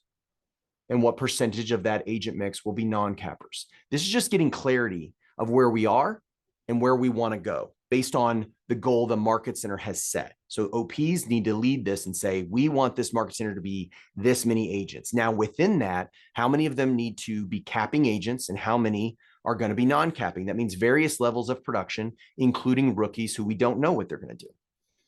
Does that make sense so far? Milan, go ahead with your question. I would just like to echo you, because if we believe in our 411 system, and if we believe that we should lead by example, that's it. That's what we are asking our agents to do. Exactly. So basically, we are doing the same thing on a different field. That's it. That's exactly right. Just wanted to share my 2 cents. No, you're exactly right. Our leaders have always said, when you read the Millionaire Real Estate Agent book as a market center owner, just like we said, you could put small business owner here. Guess what you can also put here? Market center owner. Because the 4 models, the economic model, the lead generation model, the budget model, and the organizational model are all the same models you would use to run a market center. We just have a different audience. So what you're looking at here is a crude version of the economic model.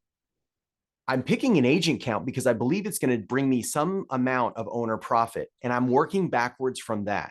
And what you see below here is just the instructions on how you work backwards from filling out this chart to then figure out, okay, how many agents do we need to net per month to reach our total agent count goal in 1 year? In this example, it's 6.25 agents every month. So that means they're going to have to gross, I think, what did we put? They're going to have to grow some element above that. I forget the number, forgive me, but that's kind of what we're doing, is working backwards. Now, from that number of cappers, or from that number, how many need to be cappers? Out of the 6.25, only one needs to cap. Sorry, I'm terrible at math. That's why I'm keeping this high level, because I want y'all to work with it and get comfortable with it. But my point in this is your team leader doesn't need to go recruit 6 cappers.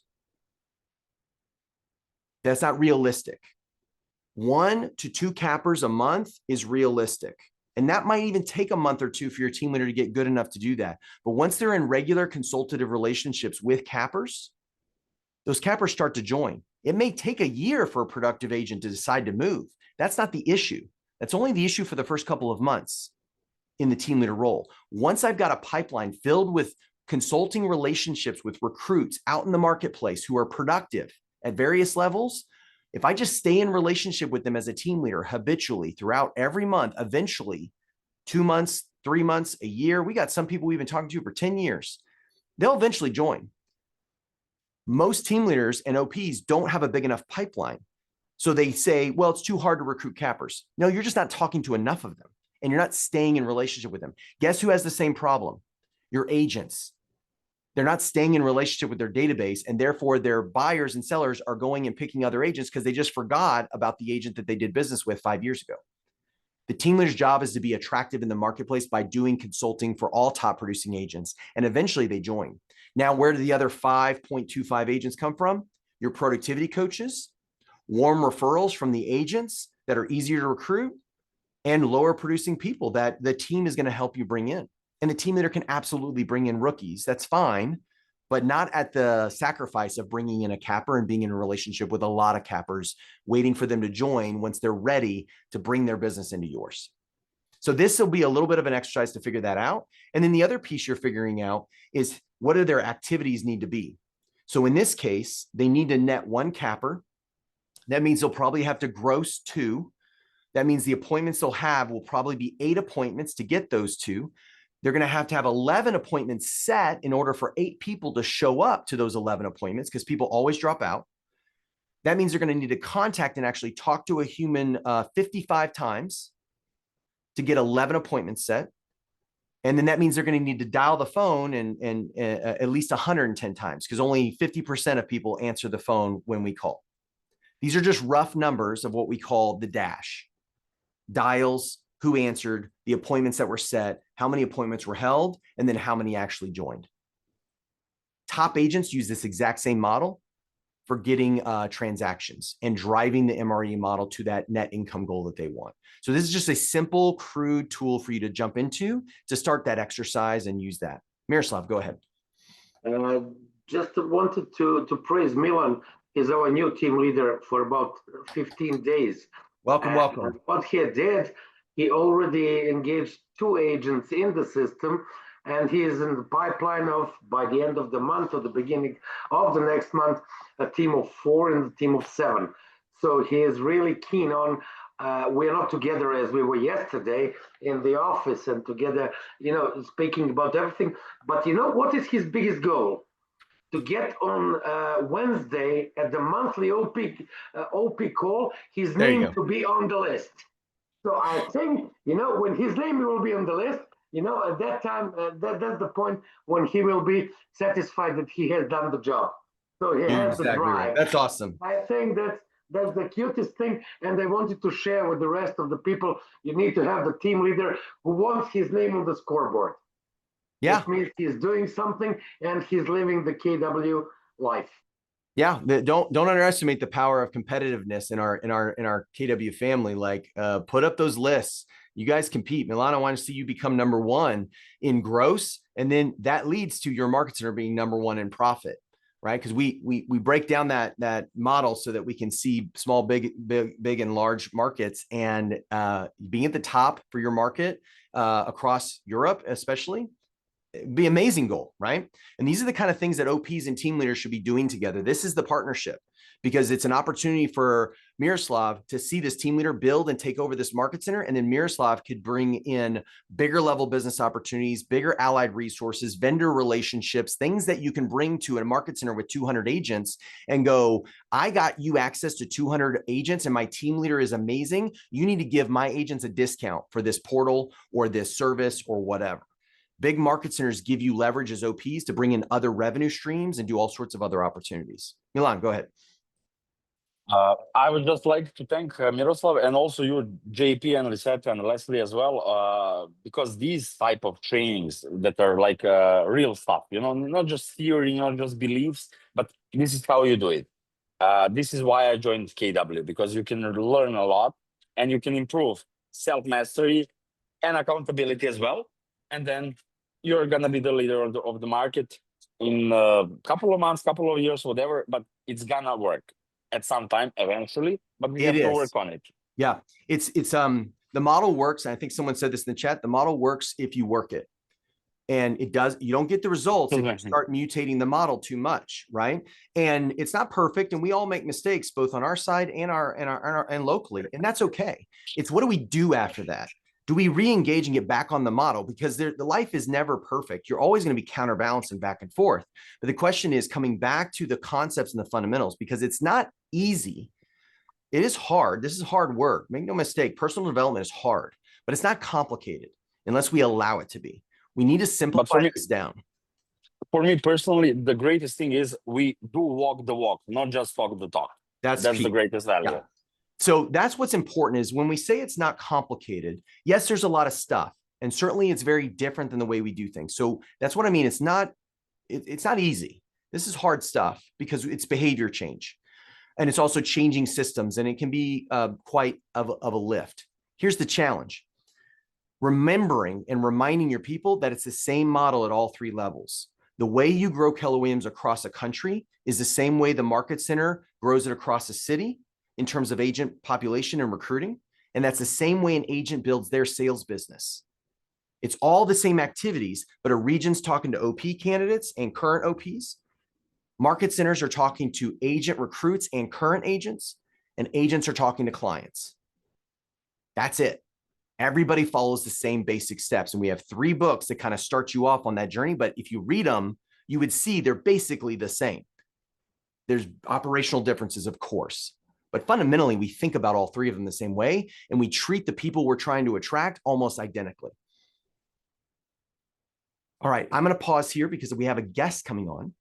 But has this been helpful for you all so far, just in terms of dipping into recruiting? Okay, if we have time before our call ends today, we'll demonstrate a little bit more about the actual recruiting appointment.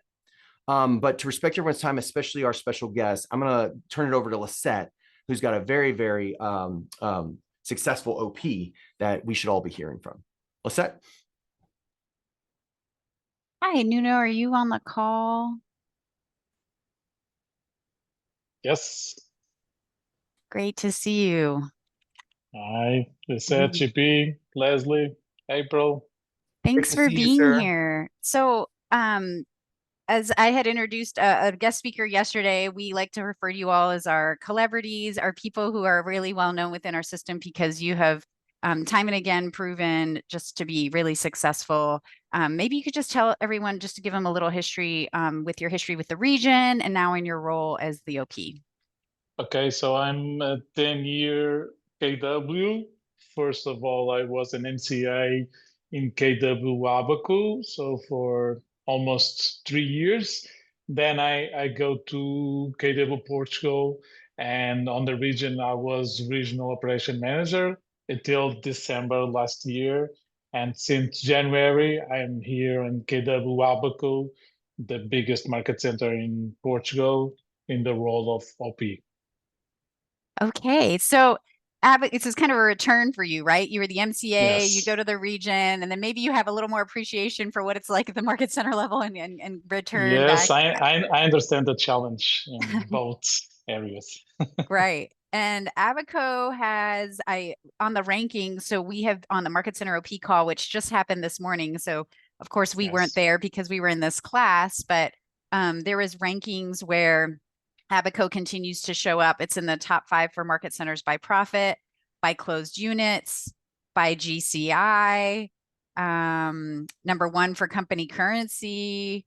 So I continue to see Abaco showing up on these rankings, which is of course why we want to hear what's your secret, right? Everyone wants to hear from the leaders. So in KW Abaco, and I know you were MCA, you left for a while, now you're coming back, but we want to hear about profitability. That's what we're going to be talking about coming up here. So just to prime everyone about the discussion, I don't think it's a coincidence that you're on the rankings for closed units and profit, right? It's not a coincidence that some of these rankings are related. So what do you feel has been the real kind of success story, or what model has inherently been key to the leadership of KW Abaco when you were a part of it, when you were, coaching them as a region, and now that you're back as the OP? Yeah, the secrets of our success is the vision of Nuno and Eduardo. They are the regional OPs of KW Portugal, but also the OPs of Abaco, the owners of these two business. And since they start on the business of real estate, they have the vision of scale the business. So even before they were KW, they already have the biggest office of the previous brand. They were in real estate. So vision was kind of a key first step. Like they had a vision to be big. They were already the biggest in their previous brand. And so this vision of their leadership was kind of step 1 key ingredient first. So this is and the secret that we have, and you see on the market center that are in the top of each indicator that you speak about, and in the previous call we have of OP calls, we see that all of them have almost are the biggest market center in agent count. So the agent count is it's the game. So growing the agent count is the secret to have all the numbers we have on transactions, on GCI, on profits. So it's the first thing we have to do is grow, and grow to be at the level on the numbers of agent count that we need to reach these numbers. Yes. So we completely agree. We just kind of are talking about growth and heading into profitability, obviously very related. So, but how do you grow a market center that big? What is the standard that you're really following? What do you think is the key model? First of all, we always have even in all this process of growing Abaco, we always have more people recruiting more than only the team leader. So we always have an ATL, at least 1 or 2, growing for different sources of leads to recruit. So, and even now, I have recruit another 2 ATLs to help my team leader to have the power to go to even to different sources like digital marketing, to have leads for rookies, to find leads from rookies.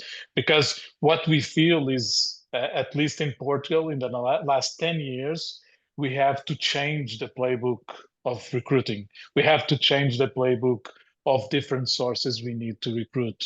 Because even in even us, we are a big market center with 300 agents. We have a lot of leads of growth share, but that is not enough as to grow, because we have, at least as we have 15 agents that leave each month. So we have to have other sources of leads to grow more than 50 to still growing or maintain the agent count that we have, because So that's maybe, sorry to and interrupt you, just for yeah. people to frame a little bit, because you are a larger market center. What was the agent count when you were the MCA and Abaco was getting started, and what agent count are you at currently? Yeah, when I reached to Abaco, we are 100 agents for there in 2015, and now we are around 300 agents. Okay. And so obviously for those listening on the call, having two assistant team leaders is surely because of size, right? Because they're so big. But let's say it's your one team leader. But for us, it's the best investment we always do. It's when you look for that as a cost, maybe you don't gonna have one person doing that job.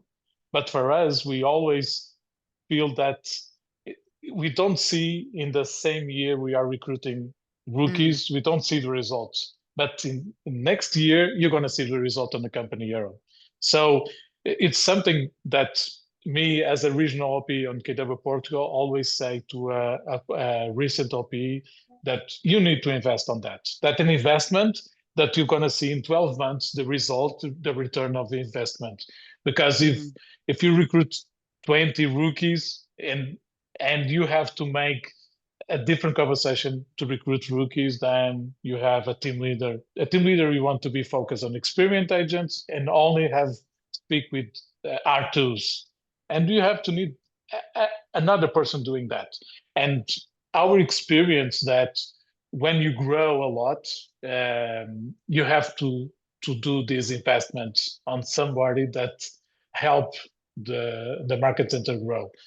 I know this is not the model that we see, for example, in US of success growing, but in our case in Portugal, that's, I will say, that make the difference in different market centers growing fast in the first years of growing, when they have an ATL only focus on recruiting. Well, and I think that's the key, right? We've been talking about having someone focused on growth. And then of course that's a multiplier factor. If you have more people focused on growth, you're going to grow more. And if you're holding people accountable to good results and you're feeling like you're getting a good return on your investment, as you said, even though you might see that return the following year, you're still getting a good return on that investment on people focused on growth. Yeah. We saw that 9 years, 8 years ago in Portugal. We do that math. Then when you have a gross of 100 agents in 1 year, you see 1 million GCI next year. From that group that you recruit of 100 it's not agents. coincidence. It's right. Yeah. So to tell our secrets is the vision of our leaders that we have to grow, because you're going to see that in our numbers next year, and we have to believe that. We believe in a model that growing is the main thing we have to do, because we're going to see that happen in the future.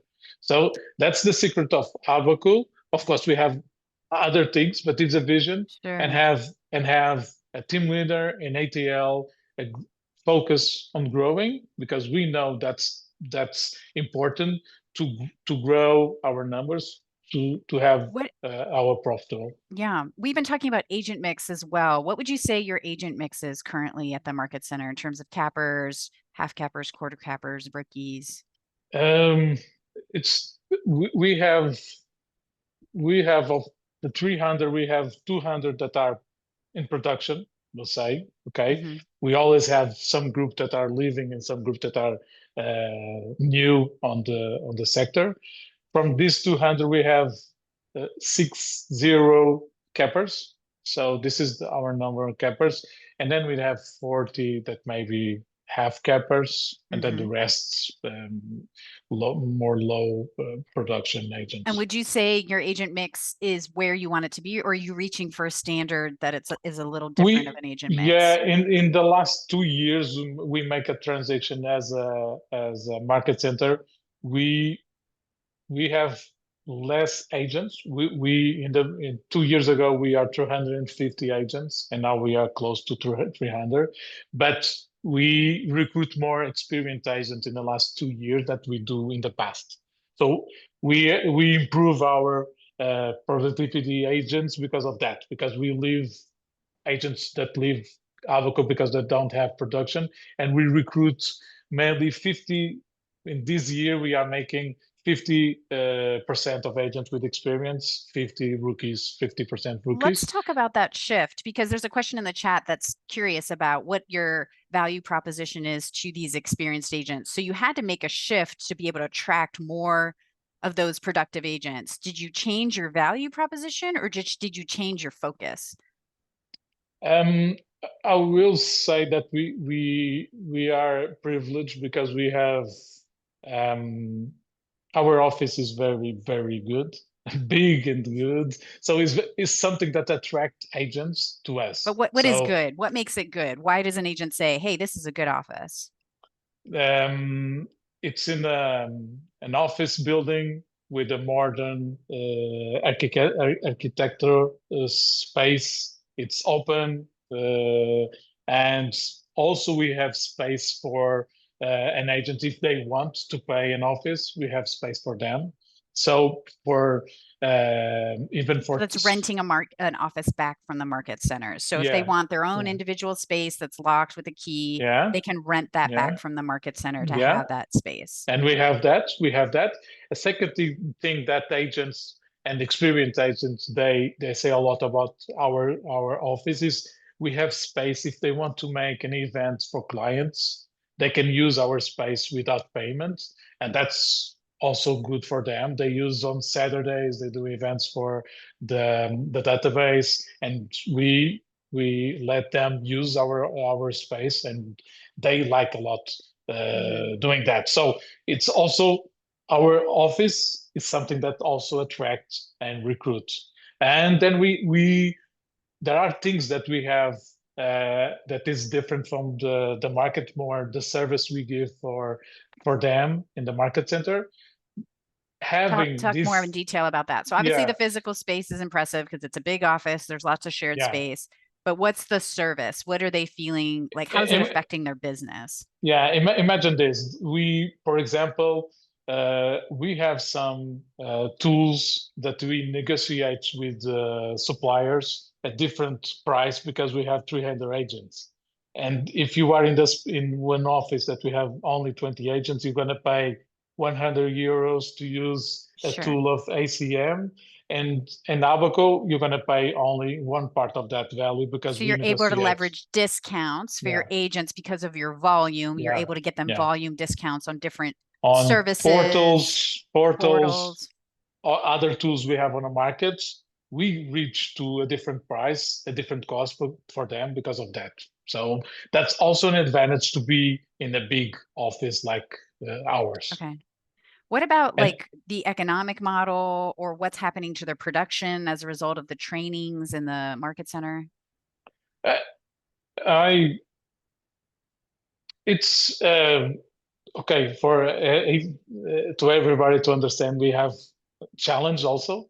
Everything is never is perfect. So, and I feel as an OP that the biggest challenge is on the production side, the program of productivity coaching, even training. Okay, I feel that in the last 5 years after COVID, we lost a lot about the culture of training on the market center. A lot of agents don't come to the market center, don't come to the office. And even as Abaco, we struggle to deliver Ignite each month, for example. And for me, the secret of an environment of productivity on the market center is existing an Ignite that make people come to the market center, and you have that environment of learning how to do, and you create also small groups of agents that do the Ignite at the same time. And for me, that's the first family they find in KW. So, and what I feel when I reach as an OP in January, that we, as an Abaco, we lost that. So it's something that we are rebuilding. and for to create that new environment. A second thing that we are doing also is using our ILC to help us also to create dynamics of production. For example, we have yesterday one activity that was a training of scripts, and we have an ALC in open space, and we have they all doing cold calls, and this is what we have also the advantage to have a top 20 of 40 agents. And if we ask one of them to do this each week, you can have it almost every year. You have economies of scale. You've got a lot of leverage. Yeah. So obviously getting people back into the physical office after COVID's a challenge, not unique to you in Portugal, but all over the world. We're seeing it even here at headquarters. So, but Lizette, that's a challenge for our value proposition, because the discussion is, and we discussed a lot with, for example, our top 20. They ask, we cannot have training online for candidates, etc. And we always telling that is not our model, and that is difficult to everybody to understand the value of KW and our training, giving only the online training. And even for agents to be part-time agents, etc., we accept part-times, okay, but we cannot have more than 50% of agents rookies, part-timers. It changes the culture of the office. And the environment and the professional of these professional, you want them to be professional, to be 100% agents. If they want to be a part-time, they have to be a plan to transition to be in the future a full-time on the sector. That also some of the standards we have to recruit, for example, rookies. Are you seeing that the cappers, like those 60 cappers you mentioned, are they coming into the office, or are they the more challenging group to get to engage, or is it not necessarily? It's not necessary. We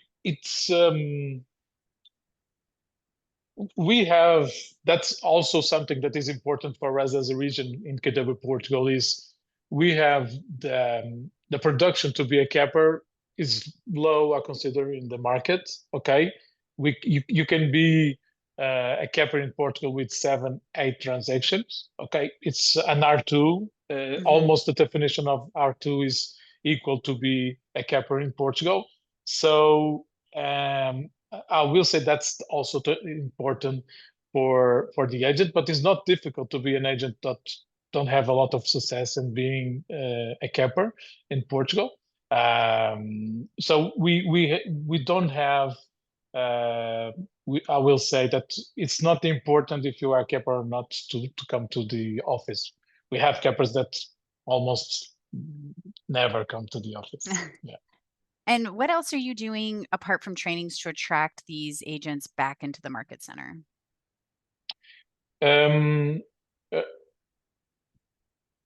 It's the events. The event is the more important things that we can make to make them come to the market center. We do only once a month the market center training, but we do quarterly an event, a big event to all of them, a one-day event when we invite somebody from outside to talk about EI, to talk about the market, to talk about digital marketing, what campaigns are resulting, etc., to talk about how to build a brand. And we do these moments with more value for agents than we see they come to these events. We use also these events to recruit. Of course. This is every event should have recruits at it. I'm always preaching that. Yes. And we use a lot of these. So we have goals in our GPS to recruit people about using these events that we make. And this year we also do events exclusive to top 20. And what we tell the top 20 is we're going to do an event only for you guys, exclusive. So you have to be inviting one colleague from another brand to come to this event. Okay. And these events are the events that we use to fill our pipeline of R2s to recruit in the future. Okay. That's And we great. see that resulting a lot because they come to KW, they assist something with our regional OP, our regional director about whatever the issues should be. Of course, for example, a resume of Quantum Leap, something about how to create health in the real estate, and we feel that this content is we add value. We speak different training they are used to see in other brands, and they feel that we are different. And then the conversations, it's more easy to attract them to join us and in the this future. is a great example of growing through your people, right? So you can, there is some of Yeah. that marketing campaigns to get rookies, and you're kind of marketing to the masses, but really prospecting is asking your people, your ALC, your top 20% to bring their people. And then, like you said, you fill your pipeline. And of course, those leads are so much warmer. They're qualified. They're the people you want to be in relationship with. And then you're growing the growth share of your top people, which is part of our culture. And so that is a great win-win-win situation that you want to be doing.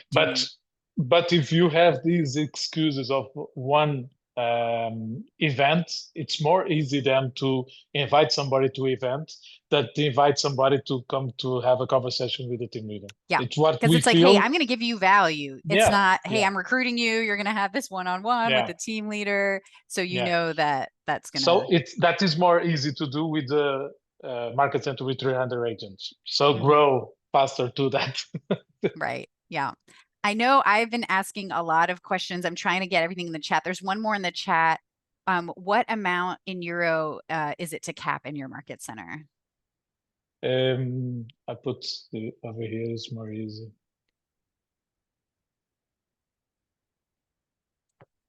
Oh, it's still a 0.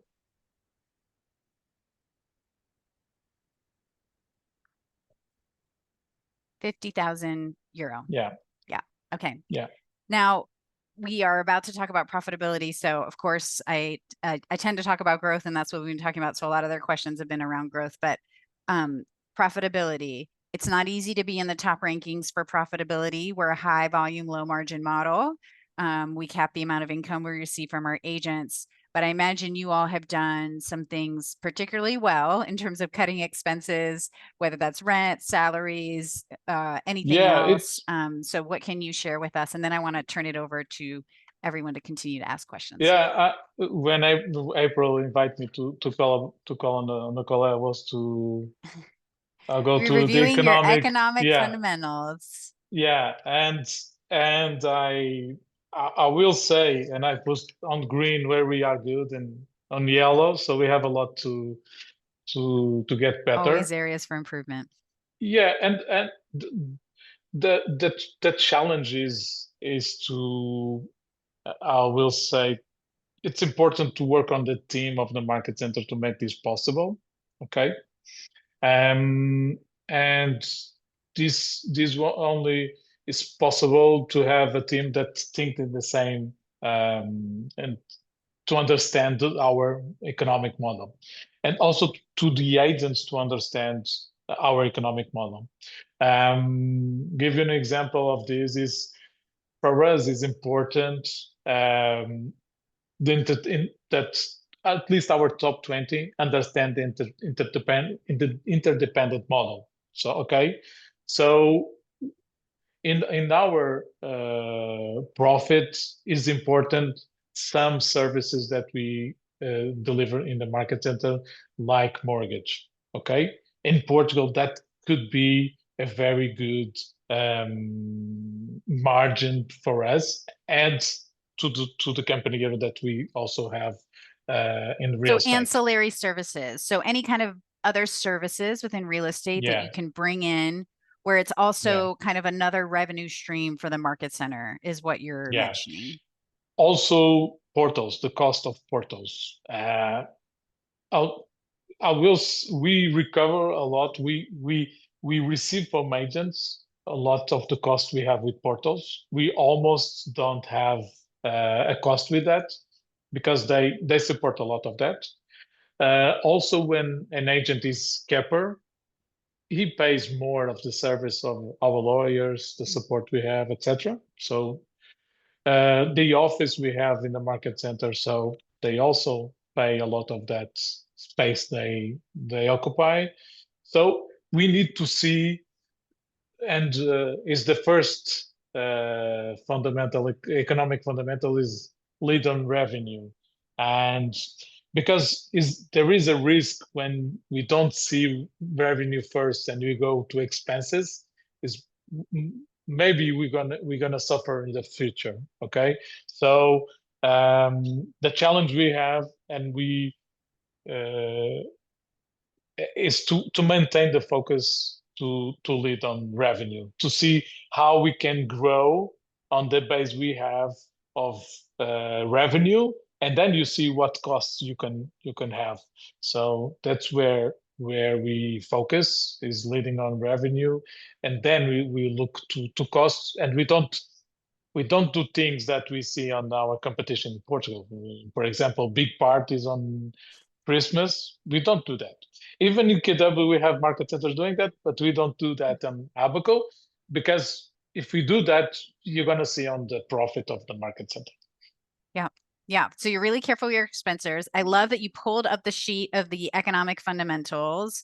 Everyone on the call should have access to this and know what these are. But I love that, it's not just something you hear in a classroom and you're putting in a drawer. You have it out. I love that you were color coding it just as an OP to kind of reflect on where are we doing well, where could we be improving. So you really have a relationship with the economic fundamentals and are challenging yourself to follow them. And Lisa, one thing that was important for this process, and this is not my work, this is the previous work on the leadership of Abaco, is doing the P&L each month and looking for the P&L of the market center each month. So it's very important to do that not only for the OP, but the OP, the team leader, the MCA, even maybe the Portuguese coach in some market centers. I love that. So not only are you know your numbers, but you're involving your whole team to know the numbers. Yeah. So you're not then the only one in isolation, kind of being like, okay, this is my responsibility. Like, no, the whole team has a priority of profitability. And the more people know, the more they can make good decisions about, oh, should I be ordering that extra thing, or should I be planning this Christmas party that maybe is going to put us over budget? So you don't have to then be the only ambassador. Everyone is an ambassador for protecting the profit and loss. Exactly. And the way to do that also is to connect what could be the price that each one of us can receive, because we have 10% of the profit we can do that distribution of 10% with the staff team. So each one of us understand that is important, because we're going to win something from this. And I love that the market center actually rewards market center staff with the profitability. So everyone's incentivized for the behavior that you want them to exhibit, right? Which is watching the expenses, making sure they're looking for opportunities for revenue. I have a couple more questions in the chat I'm going to fly through, and I know hands are getting raised, but we have another interviewee, so we're running out of time. So real quick, there was a question about the standards for the team leader versus the assistant team leader. So what is the standard of recruiting for the team leader, and is it different than the assistant team leader, or is it a collective standard? It's different. The team leader is to recruit R2s, and we, as an Abaco, we have to do at least 2 R2s across a month, and we do it this year almost every month. We do 3. For the ATL, we are revisiting that model, because we are doing a two forms of leads. We have the leads that we invest as a market center, but we want also the ATL to go and make some of the leads for her. These leads is not a gross share for her. This lead is gross share for her. So and we use the leads of digital marketing that we have in the market center also to we offer these leads as a growth share for the agents that give us more growth share leads. So we reward them for giving growth share to us with marketing digital leads also. Okay, great. One last question. Can you explain the way the cap was presented to a rookie candidate? Explain how much he gets, including the cap system. Okay. That one might be a more complicated question answer we have to take offline, but I will put you in touch. I'm sorry, I see hands raised, and I know that there wasn't enough. I didn't answer all the questions in the chat. Nuno, obviously, there's lots of questions for you. Nuno Abreu is always at family reunion.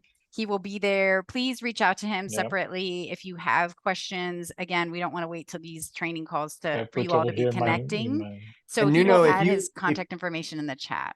Nuno, if you have a few minutes, and anybody wants to put them in the chat, feel free to add anything that you want to in the chat if any questions come up, or otherwise, thank you for putting your email. That's always a great idea, like Lisette said.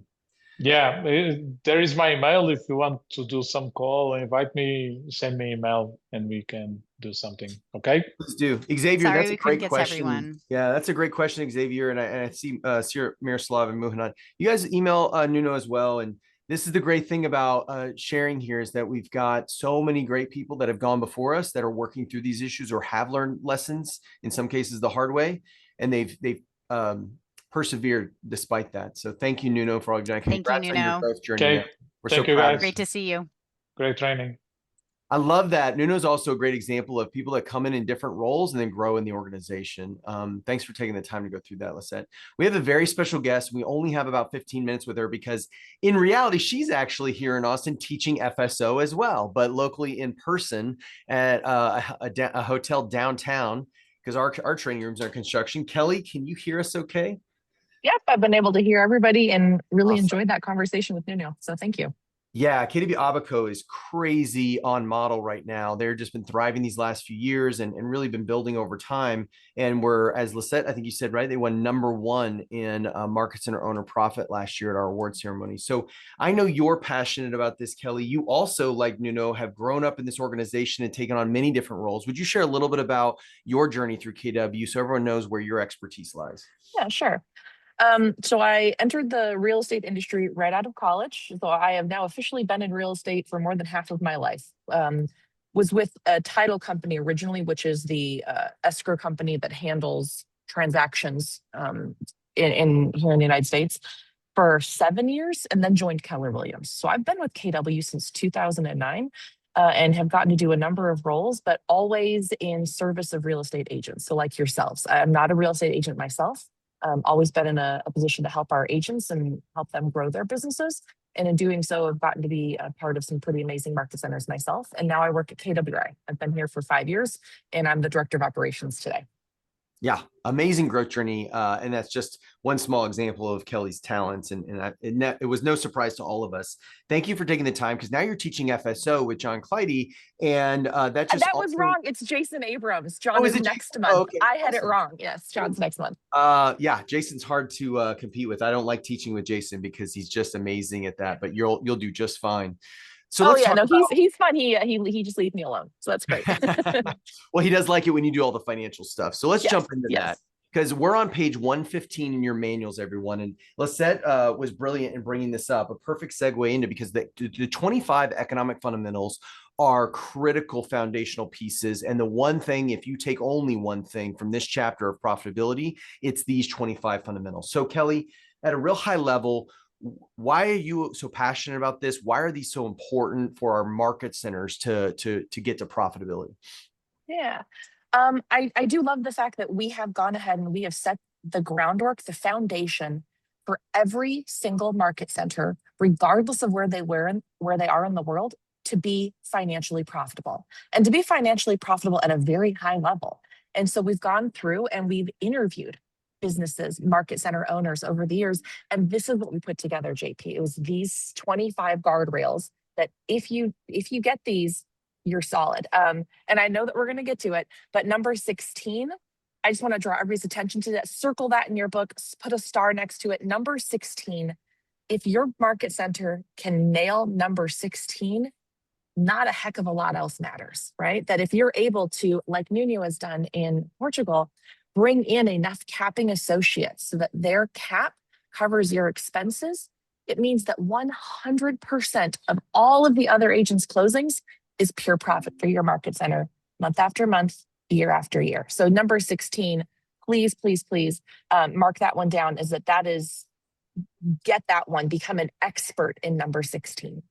Yeah, Kelly, I would on add. I'm going to ask you honestly if you agree with me, but in my in this last FSO, in my opinion, we keep seeing a theme come up, and it's not everything matters equally. And in this case, number 16, to your point, is a critical one above all others. The only other one that's right up there is number 1, or a combination of 1, 2, and 3, this idea of managing our expenses and keeping expenses low. Because to your point, if I have enough cappers and my growth team, my team leader has done everything they can to get cappers into our market center and we're still not profitable, I probably have too high of expenses for the market to bear. And that's the only other lever we have, is we bring in producers and they pay our cap, or we drive expenses down. And we got to look at both. But those two, maybe number 1 and number 16, are really where we would start. Would you agree with that? Completely agree. And I like that you started off with, I don't know, I've been thinking, if anybody's read the American book Animal Farm, one of my favorite quotes is that everyone is equal. Some are just more equal than others, right? And that's how I kind of think about the economic fundamentals, is that yes, they are all important. And some things are more important than others. Yeah. And so, right, when we talk about the equation of profit, profit is simply revenue minus expenses equals profit. There's, to your point, JP, there's not a lot of levers to pull. You either raise revenue or lower expenses. That's the only way that you can change your outcome for profit. Yeah, because a lot of our old brokerage way of thinking is that we somehow, and agents fall into this trap, I'm guilty of it, of thinking somehow the market's going to solve this problem for us. You can't raise the prices of the properties. You can try to break into luxury, or form a group of agents that break into luxury and bring in a higher price point, which means higher commission dollars. You could try to have an impact on commissions that are paid, but that's not something that we get involved in. It's never something that a market center can really control at any level. And so really, what are the things you can control? You can control the number of agents you bring into your market center, what you collect from them in a cap, and your expenses. You can't control the market. So why are we waste all this time in old broker thinking that, like, oh, we're just going to wait until the market comes back around? That's using hope as a strategy. And that is not a good way to drive consistent, repeatable profit, which is what makes these businesses valuable. Remember, a business valuation is based on repeatable, predictable results.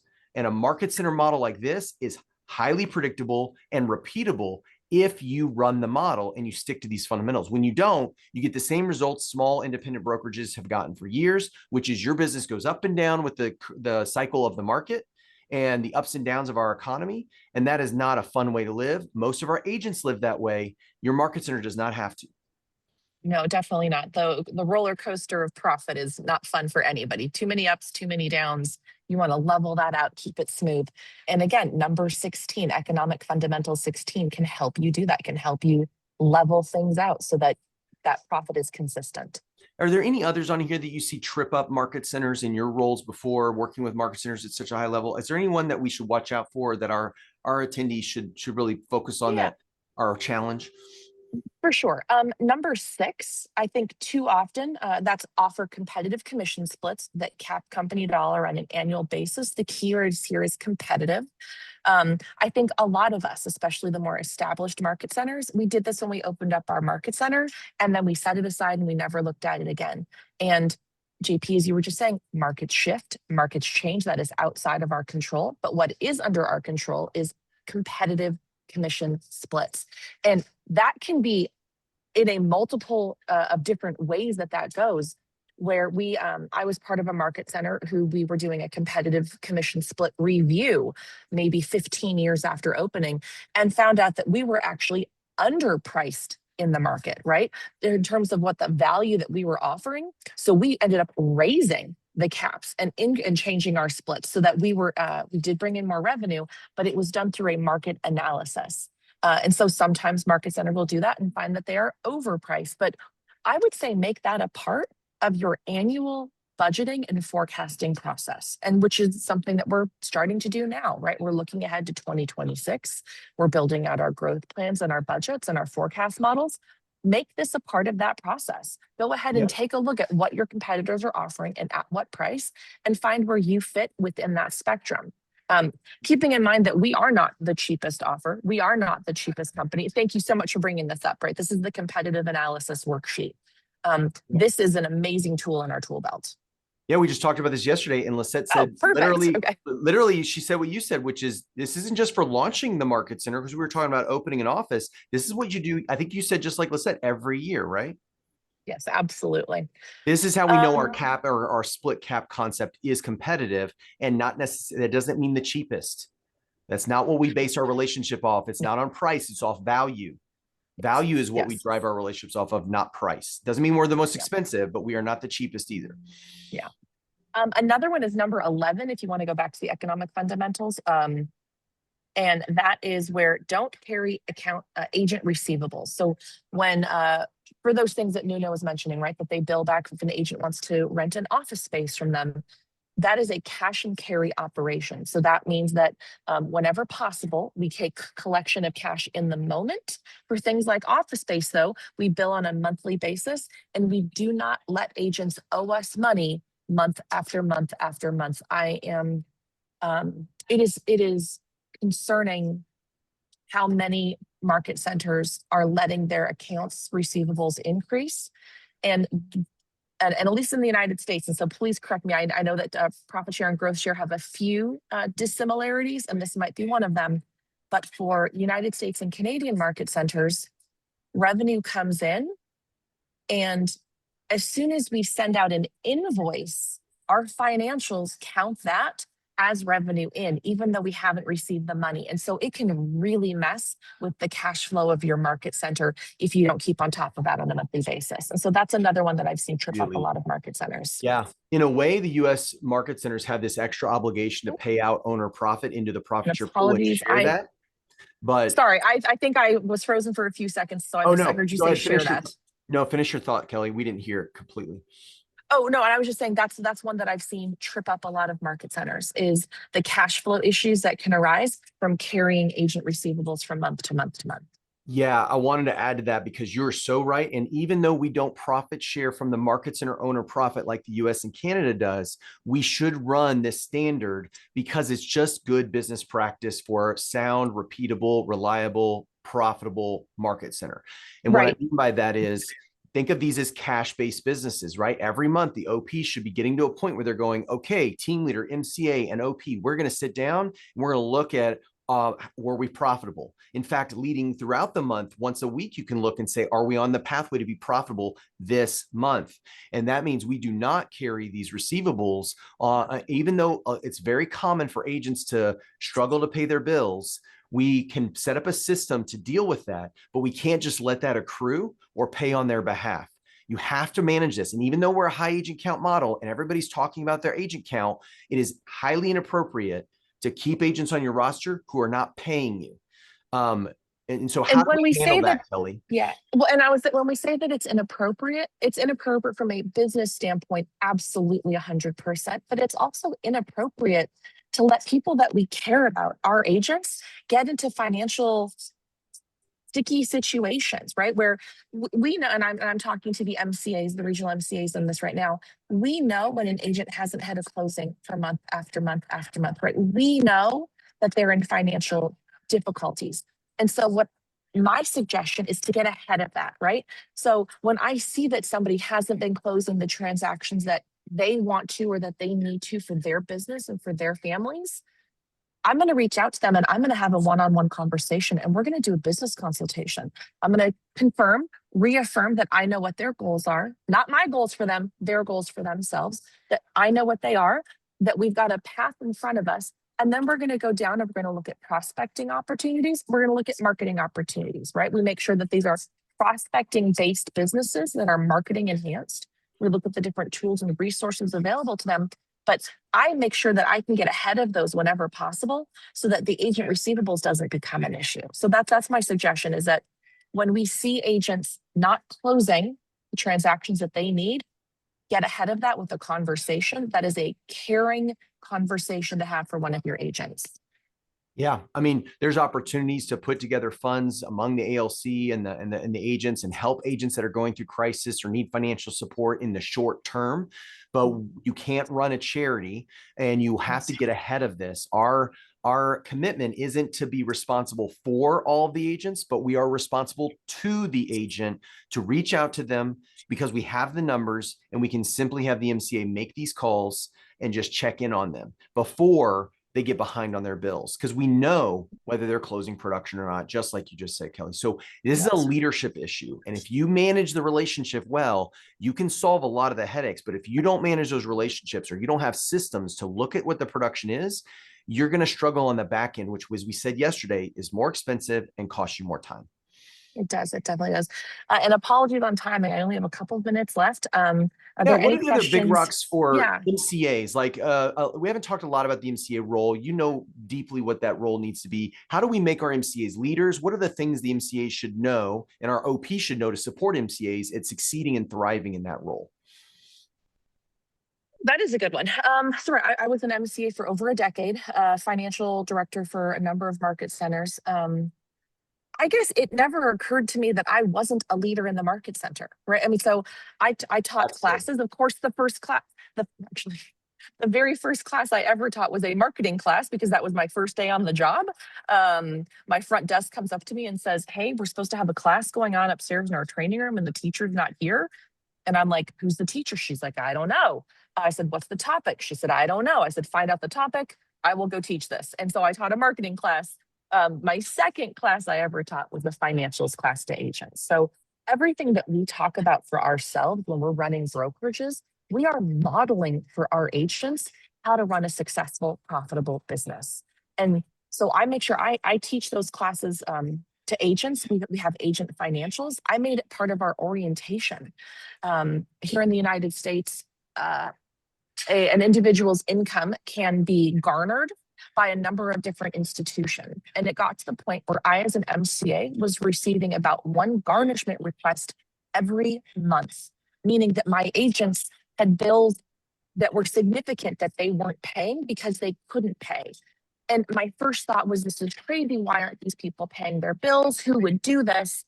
And then it occurred to me, these are business owners, but no one's ever taught them how to run a business. And so we started teaching a very condensed version of agent financials, about 45 minutes long, at our new agent orientation. So when you joined the market center, we would teach you, here's the copier, here's the front door, here's your key. And we would teach 45 minutes on really basic agent financials. I'm happy to share that, JP, with you and your team if it's applicable to this group. That'd be awesome. Please do. And our agents didn't get a key to the office until they attended new agent orientation. So 100% of my agents were getting a financial foundation to their business. Within 3 months of instituting that, I had 0 garnishments and didn't have a single garnishment for the next 7 years. That transformed the lives of my agents. Yeah, there's so many little things that systems can solve for us. We ran through, raising funds for our little groups in market centers that want to help agents in crisis. And we just changed the way that you contribute to that so that it happens automatically on a closing unless you choose to opt out of it. And all of a sudden, donations rose dramatically. You have to come to this class that's critical as a new agent in order to get your key to come to the office. These simple little ideas can create easier ways and reduce friction for your agents to meet your standard. There's all sorts of creative ideas around getting agents to pay bills on time, respond to your WhatsApp messages, and engage with your MCAs. There's a question in the chat, Kelly, but I know you got to run. One quick thought, and I can definitely speak to this because this is our team leaders role, but how do MCAs and team leaders help agents see that hiring someone is an investment and not just an expense? I think we go straight to MREA, but any thoughts on that as a parting answer? Yeah. So again, this was just my take as an MCA. I was a leader in the office. I taught classes. I absolutely, just as my team leader was having appointments every day to bring agents into the office, I was having appointments every day, keeping my existing agents in my office, making sure that me and my support staff, that we were fulfilling that promise that my team leader had set, right? So we were ensuring that the value was there. We had one of the highest retention rates in the country for a number of years, really proud of that. And that was just right because I showed up every single day, and you absolutely bet that my OP was getting value from me in excess of my salary and my bonuses, right? That the agents who stayed at our office and then who referred other people to our team leader because of the value they received, it's absolutely, it is not an expense, it is an investment. I love that. Yeah, thank you for sharing. And Kelly, good luck with FSO. Tell Yeah, Jason we it's said right hello. up there. So I gotta head up there. All right. Take care and have a great Bye, everybody. class. Thank you. Thanks again for your time. Oh, and I did drop my email in chat, so if people have questions that they didn't answer, by all means, yeah, kelly@kw.com. And I look forward to seeing you all in Atlanta in just a couple months. Yeah, thank you, Kelly. And she's always so kind to put her email address. I almost forgot to ask her, but she always does. And so Kelly got one of the best emails in all of the KW system, Kelly@KW. I don't know how she scored that, but I guess she's been with us long enough. So to dive a little bit deeper on that issue of helping our agents understand these opportunities and how to hire and when to hire, one of the things you'll run into, especially as you teach the Millionaire Real Estate Agent, is this idea of when should I hire and is hiring an investment? Is it an expense? One of the things you'll see in the organizational model is that the first hire, the best practice proven through all the interviews and research, is that it's an administrative assistant. But commonly your agents will come to you and say, I don't want to take on that salary. I just want to partner with this agent, and I'm going to get an agent to show property for me or be a buyer's agent while I work with the sellers. This is very, very common. It is an absolutely bad practice for an agent to start their team by partnering with another agent first without any administrative help. There's a simple conversation to have them switch from that idea to hiring an assistant, because they're naturally going to gravitate to an agent. Why? Because there's no salary, right? Oh yeah, they'll come, they like me, I like them, and they'll share their commission with me because I'll be the leader and we'll just partner up. It's attractive because agents don't want to pay the salary. The problem is you need to help them self-discover that if they were to refer business back and forth with other agents, which many do, typically we hear those percentages are somewhere between 20 and 25% for a referral fee. So I give you a lead, you pay me 20% of the commission, and you go close the business. That's an easy way for agents to make extra money, by referring to clients to other people. Well, if I'm just going to be referring back and forth with this team member and I'm not providing any other value in terms of leads or appointments that are set for that agent or any administrative help to do the paperwork on the back end, why would this agent give me 40, 50% of their commission to be part of my team? The better and most important first thing for an agent to do is to go hire an administrative assistant to get all that busy work off of the agent's plate, so they can focus on lead generation and working with their clients, negotiating the deals, and all of the things that we know agents should be spending their time on. And then when you have a really talented administrative person, you can bring in transaction coordination, and then, and only then, move into this idea of bringing in a showing partner to show property, which is a time-consuming activity, or even a buyer agent. But you don't do that until you have real value. Otherwise, you're just two agents referring business back and forth to each other, and that leads to conflict. So it's a really great question that you need to get your agents to be or your team leaders to consult the agents to the MREA model, the organizational model in particular, if of the agents you have a few that are ready to do hiring, because that administrative assistant is absolutely investment. You just got to break it down on how that pays them back through giving them more time to close more business. Any other questions that came out of Kelly or this idea of the 25 economic fundamentals?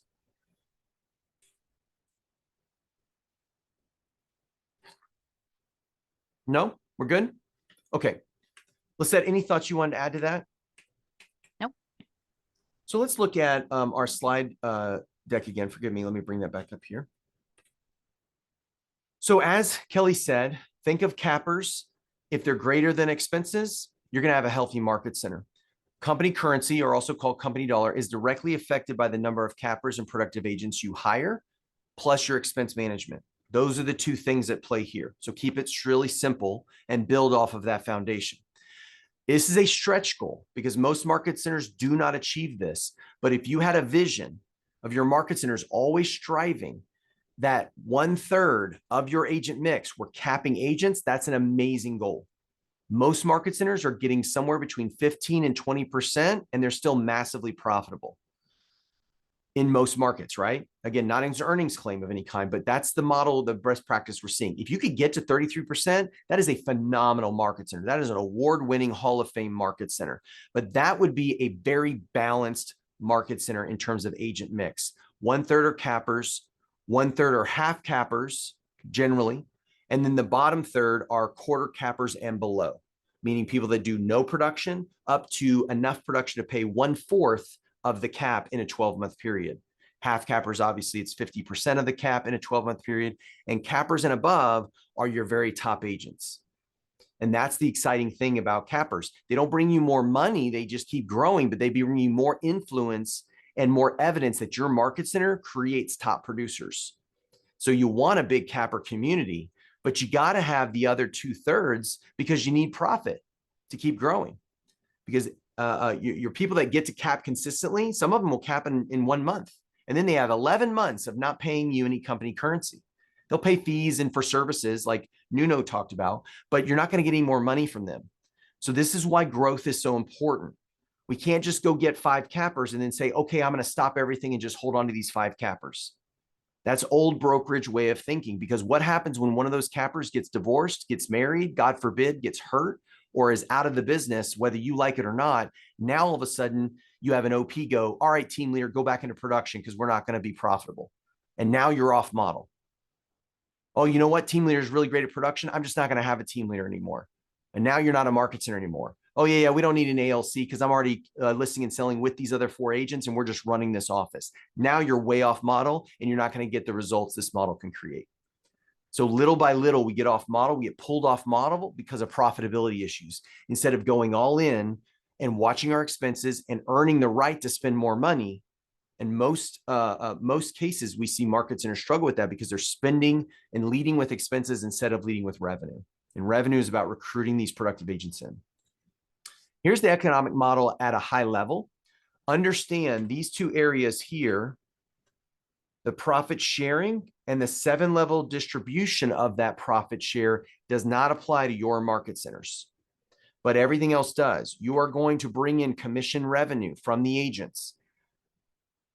You will have a cost of sale, which is the commission you're giving back to those agents because you only pay it when the agent closes a commission. So that is a cost of sale. On the agent's financials and the classes that Kelly and your MCAs can like teach these agents, the market center is the cost of sale because they close commission revenue and then they pay the market center a portion. On your financials, the agents are a cost of sale. So that leaves you company currency, what you get to keep from the commission. And that's based on your split. And of course, they keep paying it until they hit the cap. From that, you should have what we call approved costs.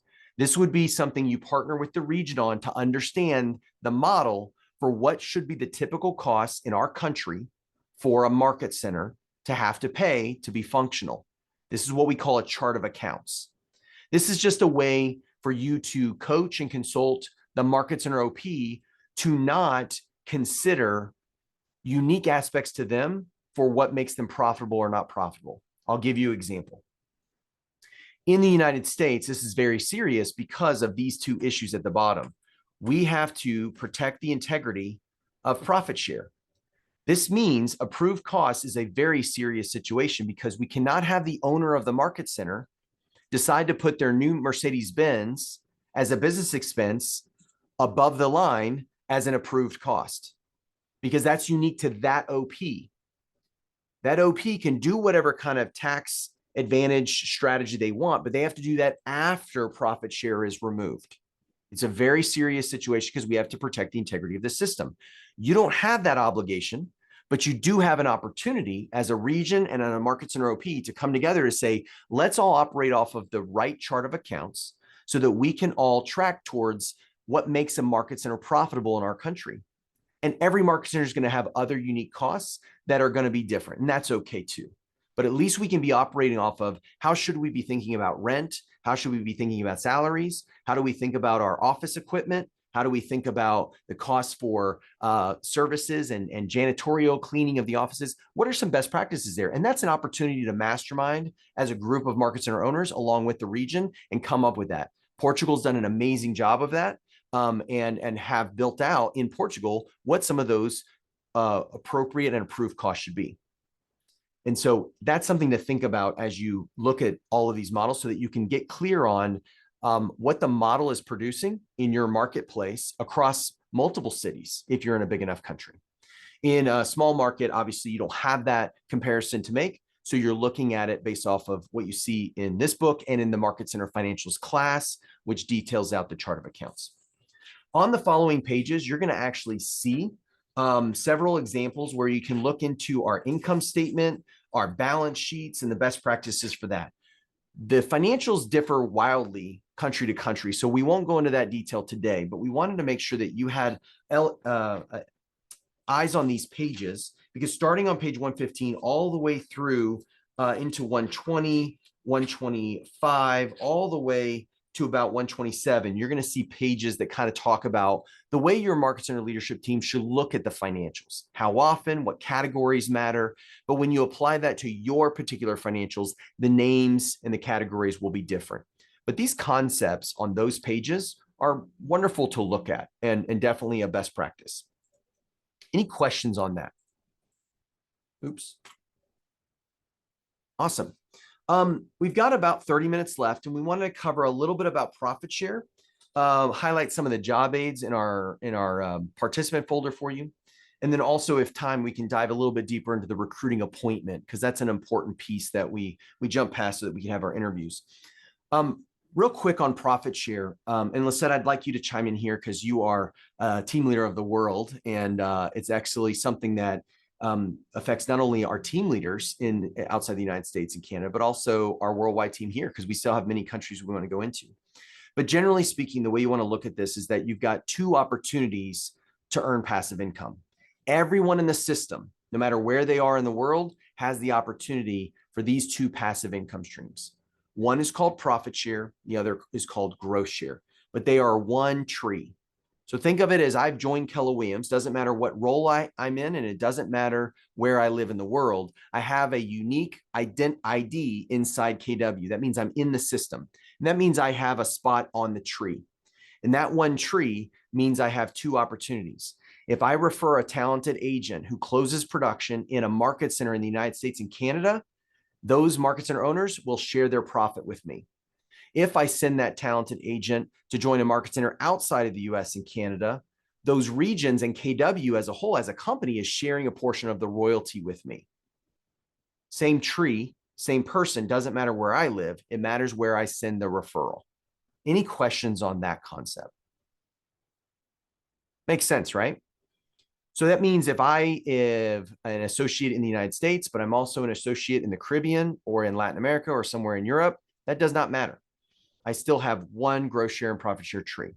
I just choose to exist in two different market centers. That's fine, but that has no effect on the profit share and growth share I affect. What affects my profit share and growth share is the number of people I refer to team leaders in the US and Canada, and the number of people I refer to team leaders outside the US and Canada. So you'll see they basically follow the same 7 levels, and you're in the same vesting practices, meaning you're vested and you stay in the tree, even if you leave the company, only after you've been with us 7 years and 1 day. The difference is the frequency of which they're paid out and the source of that money, which we just described. Lisette, anything you would add to this? I was just confirming with April, so she might want to chime in, but I believe that for growth share, it is paid monthly now, not quarterly. We don't require the regions to pay it monthly, but it is paid monthly. Yeah, we're sending the statements out to everybody monthly now. However, it is required that you pay it at least quarterly. We do not require it to be paid monthly, but we do provide the statements to everybody monthly. And we did just recently also make the change for US associates to receive it monthly as well, but there is a delay due to some processing times that we have to manage here internally. Yeah, we almost put an asterisk on this to point all of that, but yeah, to Lisette's point, April's done an amazing job with the GrowShare team of increasing the speed at which our regions can pay this out and working on that system so that those statements go out monthly so that the region has the option. But we can't speak for regions here, so that's not a guarantee. The region gets to choose whether they do it more frequently than quarterly, and some have. And others, it's just for various reasons, doesn't make sense or it's too much to be able to do it monthly. So the only reason they don't is because of maybe the paperwork or the tax filings that are involved. So that's a long-winded way of saying exactly what April said, minimum quarterly. But everybody's available to get GrowShare, including US-based people. So you want to take those referrals for recruits and market center OP candidates into your country from everyone, because everyone's incentivized to help you grow.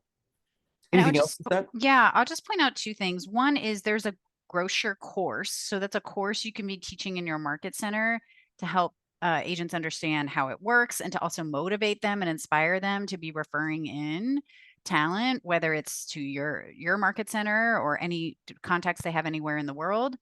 So you should be having GrowShare as a course regularly on your training calendar, whether that's twice a year, whether that's once a month. You can decide the cadence, but make sure you're teaching the course so that you're actually informing agents about it and keeping it top of mind for them. And secondly, is really understanding how the sponsorship works. So you really want to honor the referral of who referred in the candidate. So obviously, team leaders' jobs are to do the recruiting and coach them and explain the opportunity to them. If they source the lead themselves, they absolutely have the opportunity and should have the opportunity to be named as a sponsor if they sourced that lead. But if that lead came from an agent and that's the reason they were in relationship, you really want to honor that referral because that agent went through the effort of making that introduction. And then that's how they should be rewarded for incentivizing. If you start to get a team leader that's kind of like hoarding the sponsorship for them and not honoring the referrals, that pipeline will dry up for them quicker than the Sahara Desert because no one will want to refer to them anymore. They won't trust them.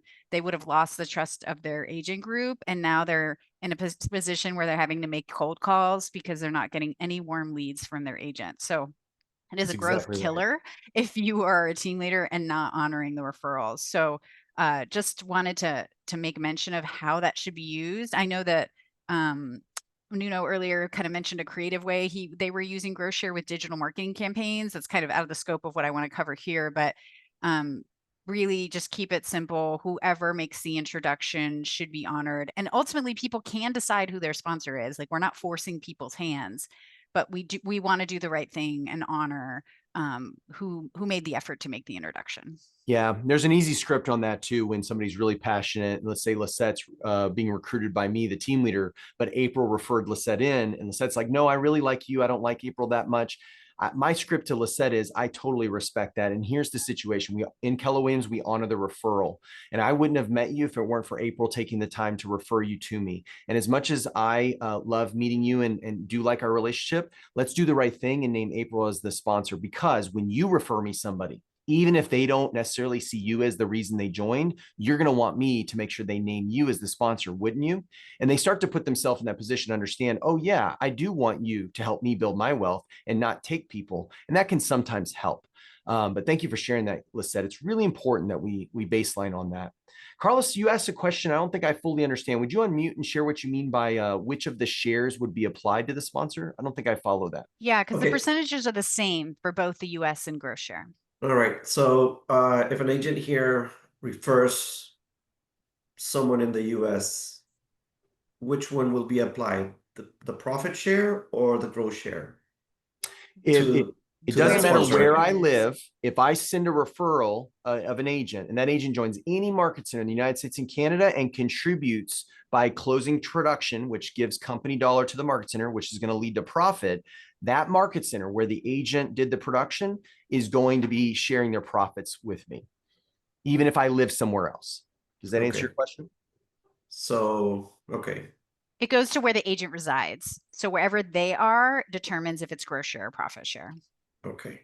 The agent that sponsors right? is either no, earning no. gross share or sponsorship or profit share based on where the agent they referred, where they live.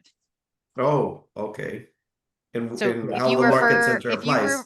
if you refer someone in Spain, you would be earning gross share. If you referred someone to a market center in Kansas, you would be earning profit share. Okay. Yep. Understood. Yeah. Yep. Remember, agents like to say they live in all sorts of places. It's where they close production. Right. Yeah. For And- example, so if an agent refers to someone, let's say in Florida, a market center in Florida, and that market center in Florida has they apply the profit share, not the gross share, Exactly, because as they're what in we the apply US. here in Honduras. It's exactly right. All right. Understood. Yep. Thank you. US and Canadian market centers are in the profit share payout system, which means they are obligated to pay into the profit share pool. And that's what you or anybody will receive when we refer an agent to Florida. But anywhere else outside the US and Canada, the company is sharing its royalty with that agent. Yep. Yep. It's earned the same way. The great thing about all of us is that if you want to help a worldwide market center grow and you refer an agent in, that agent starts paying into gross share immediately. You don't have to wait for the market center to achieve profitability. We still want that, but because it's not coming out of profit, gross share is a faster opportunity when you refer talent in. So there's a great incentive to tell people if you want them referring you agents into your worldwide market center. In the US, the agent not only has to contribute, but the market center also has to be profitable in order to fund a profit share pool, if that makes sense. So their expense management is really important. This is why you see some of our top market centers around the world, even though they're not required to pay out profit share, some of them have added that as a value piece for their local market. Meaning I have enough owner profit. I want my agents to benefit from my profit for helping my office be profitable. And that's a great way to get agents into caring about your expense management if you want to bring them into that conversation. That's way more advanced and we can worry about that later, but it's something on the horizon if you get big enough. Milan, go ahead. Thank you, JP. Lisette, JP, please correct me if I'm wrong, but the way I see it, it's not just about referrals, numbers, okay, growth share, profit share. Okay, obviously, we all do care about the money. It's an important fact of life. But for example, if somebody from my market center refers me a good referral, a good agent, or if I do that for the US market, Greek market, Turkish market, whatever, first and foremost, okay, I'm not gonna get the sponsorship for that agent, but I can leave an impression for them, to them, and then afterwards, it's gonna create some additional wealth for me because okay, the first referral, for example, was from JP to me. Okay, the sponsor is obviously gonna be the JP, but afterwards we can connect, we can talk about profit share, growth share, lead by example, etc. And then maybe I'm gonna be the sponsor for additional agents that are gonna come, not instantly, but let me give in you the something to think aftermath. about there. There may be agents that end up in the team leader's growth share and profit share tree. That certainly can happen. But if I was referred into you, or I referred someone to you, let's call that person Lisette, and Lisette joins, and yes, you should build a relationship with Lisette, and that can bring you more agents. But Lisette's going to want you to respect her referral and have that person name her as the sponsor, not you.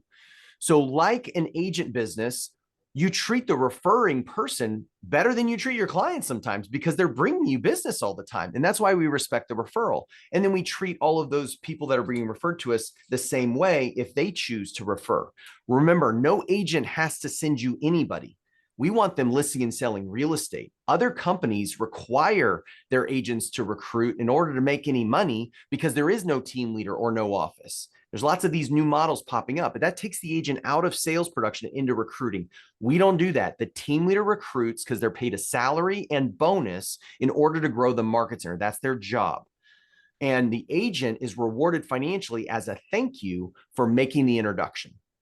And now that doesn't just have to be agents, your staff. We have MCAs and directors of first impressions and staff people at market centers and regions and here at Keller Williams headquarters that earn great money in profit share and growth share because they are also associates. And when they refer in, they should also be eligible to be named as a sponsor. So, but it works best and it's most common that your agents are out there in the marketplace are going to tell other agents, I love my office and my team leader is great. Would you mind taking their phone call? And then they get named as a sponsor for doing that one simple activity. But from my POV, that's exactly the point, because the best marketing is the word of mouth, as we say in Serbia, because it's not like sponsored campaign, join us, etc. It's a sincere referral, and then the job gets easier. If you agree. We'll highlight this in a second, but this is why we lean into the top 20% like we've been talking about. And Xavier asked that great question, like how many of our top agents should be giving us referrals? When you do that, think about your expense management. If I have word of mouth and top agents telling people what value we have in the market center, and that's filling my pipeline with warm introductions, guess what I'm not spending a lot of money on? Marketing and advertising and lead generation in the marketplace to agents about joining KW. Word of mouth is more powerful than all of it. It's true for your agents. It's true for your market centers. It's true for how regional directors attract people to open offices. So lean into the relationships and succeed. This is what we mean by the S in the Y4C2Ts. Results through people. That means succeed through our people, not around them. Ask any team leader that's been with us that's cold calling people every day to join Keller Williams. They are burned out. That is a terrible job.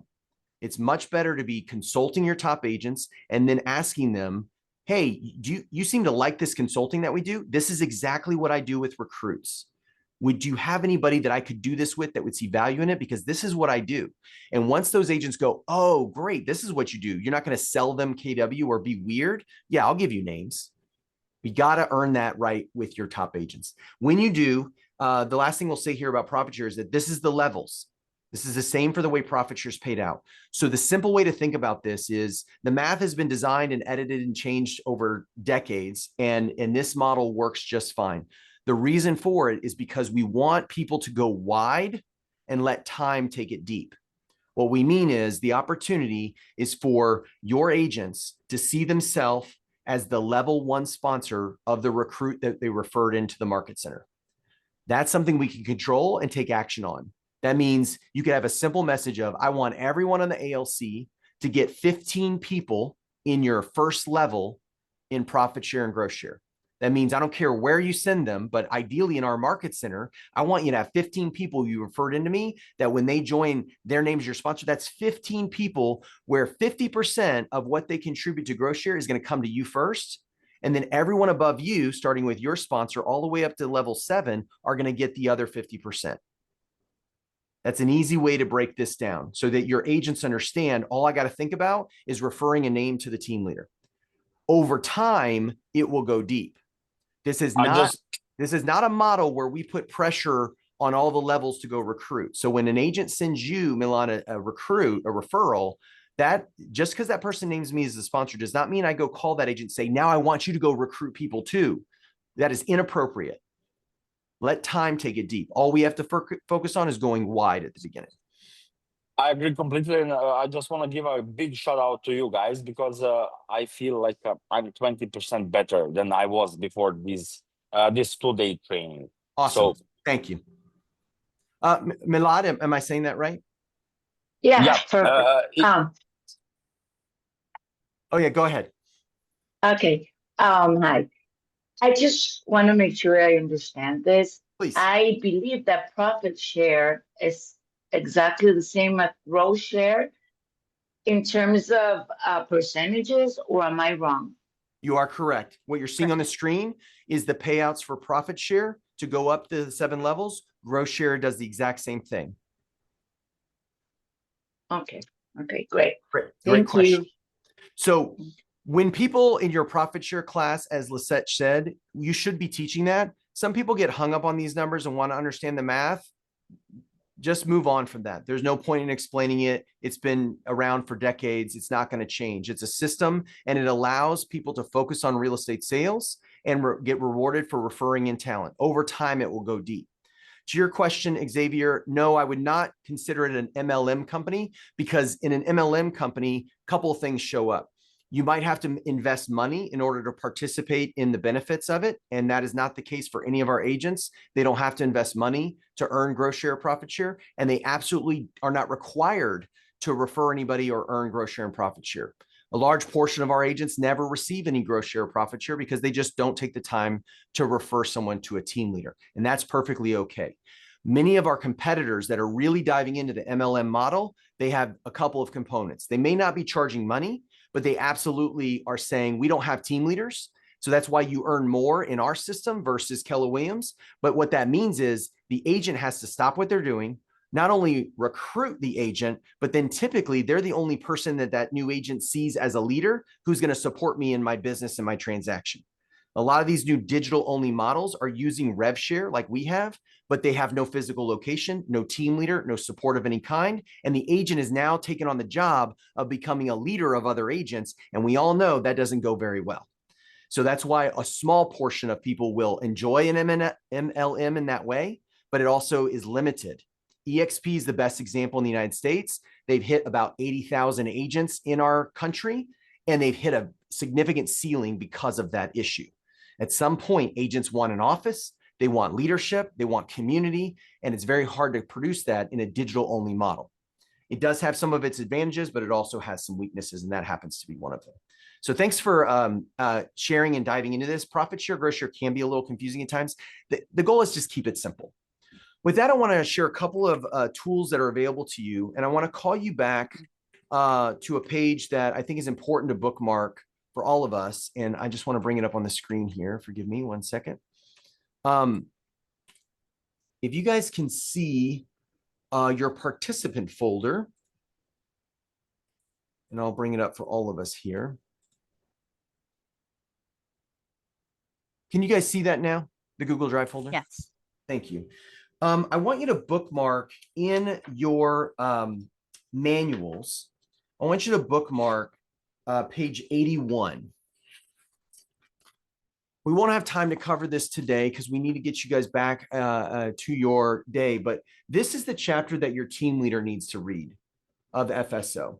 Now, we have a lot of other courses to go deeper, but page 81 in your manuals starts with this chart and talks about recruiting.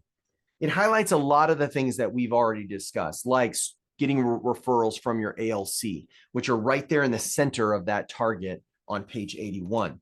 From there, you're going to see pages that talk about engaging with these lead sources, asking for the referral. How many should I be getting from our ALC and our leaders? These are numbers you can work through as a leadership team to set goals and plans for how you're going to do all of this growth and what sources for those leads are you going to have. I will tell you that chart at the beginning on page 81 is really important to take seriously because, like an agent, most of your business, 80 to 90% of your business is going to come from 3 sources. And that's just a fundamental truth of sales. And for a team leader, that means typically your ALC, your allied resources, those are the vendors that you use, services in your market center. Those people know and should know your goals to grow. And they should be not only paying you or partnering with you as a vendor, but bringing you referrals. Set that expectation that we give you a lot of access to our agents because you're a great lender or bank or home valuator or home inspector, whatever the service is. Our best program is when you refer talent to us, agents that should join us. And that's how we can partner at the highest levels. You can create a win-win there. And then the third is your top 20% agents. Those 3 sources might be enough for your team leader to focus on. Everything else can be other people's opportunities. The director of first impressions, the productivity coach, the MCA, everyone that's on staff or even passionate ALC members about gross share, let them host career nights. Let them help with telling the story of value and posting on social media and mentoring people that they want to join. All these things are things that the team leader can go ask for help to do if they find people in the market center that are passionate about doing it. So it's about working as a team. But as you go through those pages, the one I want to call you upon is page 91. 91 is really important because it talks about what is an appointment.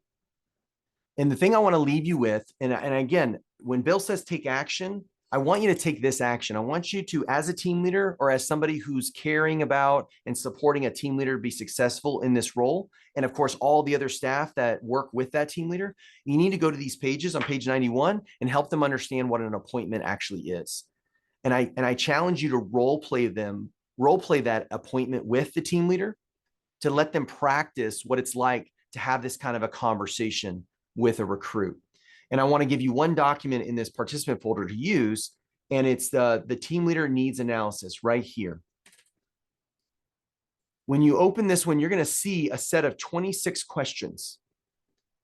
You don't have to ask all the questions, but you should start at the top and work your way down. And if you give one thing to your team leader today, give them this and tell them to practice with your own agents, your top producing agents.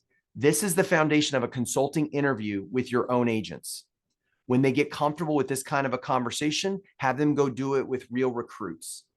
Because these questions, combined with enough knowledge about MREA to just point people to classes or to pages in that book, is enough for a team leader to be valuable to a top producing agent.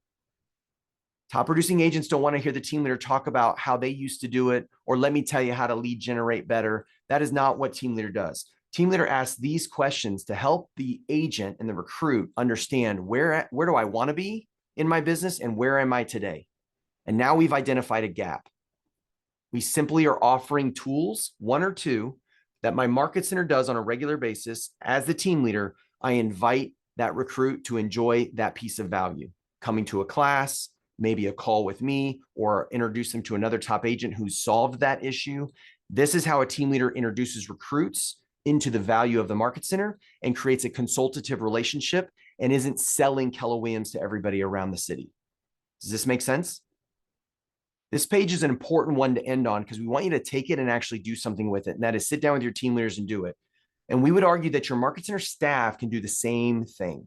And they absolutely should. They should understand this. They're not going to consult the way a team leader does, but they should be understanding that when I walk around the hallways, any one of these questions are great questions to be asking our agents, especially if I'm an MCA. How is your business? How's the market going? Are you on track to your goals? What is your goal? All we're doing is demonstrating that we care about your goals, which means we care about you. And that's when accountability becomes an act of love. This is also a great exercise for candidates. So when you're trying to understand the market and you're doing your guerrilla warfare competitive analysis, agents are also going to help kind of be this qualitative source for you to sort of confirm or validate any findings you're finding. And you also just want to be you want to start getting in relationship with agents in your marketplace. The more you talk to agents, the smarter you're going to be about the market. This is what Gary does, right? So not that you have to sit down and like go through every question one after the other and like drill people on like, okay, I got to cover this whole thing. Are you ready? You know, pilot down on the table. So make it as natural as possible. Pick your best, your favorite questions. Maybe you're mixing it up and asking certain questions to some agents and some others. But you want to be in relationship with people, especially if you're a candidate, you're trying to learn about the market and you don't want to necessarily say, hey, I'm bringing KW, like, do you want to join? You just want to start getting in relationship with people. You don't have to mention KW, you don't have to mention a franchise, you don't have to mention you're starting something. You just want to start getting in relationship with agents. You want to understand who the movers and shakers are. You want to understand what agents actually care about in their business. And it might be different than you thought it was because sure, you have like your little world you're working in, but your job is to really become expert about a much bigger world and about that market. So just use the tool as just some ideas, so maybe questions you weren't asking. Rustam, I see your hand raised. Yes, hello. What is the strategy on the people who just want to become an agent? So they are not agent yet. They've heard about the company or the profession and they want to become an agent. Is that a target group for Keller Williams Market Center or not? That's the first question. And if yes, if we want to target them and teach them the profession and provide the culture and etc. to become a productive agent and a part of the team, there is a question is about like that kind of people who is not experienced ones and they don't have their client base. usually they want to be dependent agents. So they want to have a mentor and a company provide them leads. So how the market center treat them? Do the market center just teach them the best practices, how to do lead generation and etc., or it's possible to have a dependent team in the market center? Great question. Did you want to tackle that, Lisette?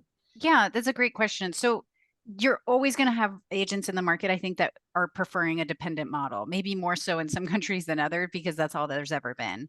I think it is nice to have that option. So you're not necessarily trying to say, no, you have to become an interdependent agent. Maybe that's really not what they want, right? So I think, we have to be listening to agents and hearing what they want.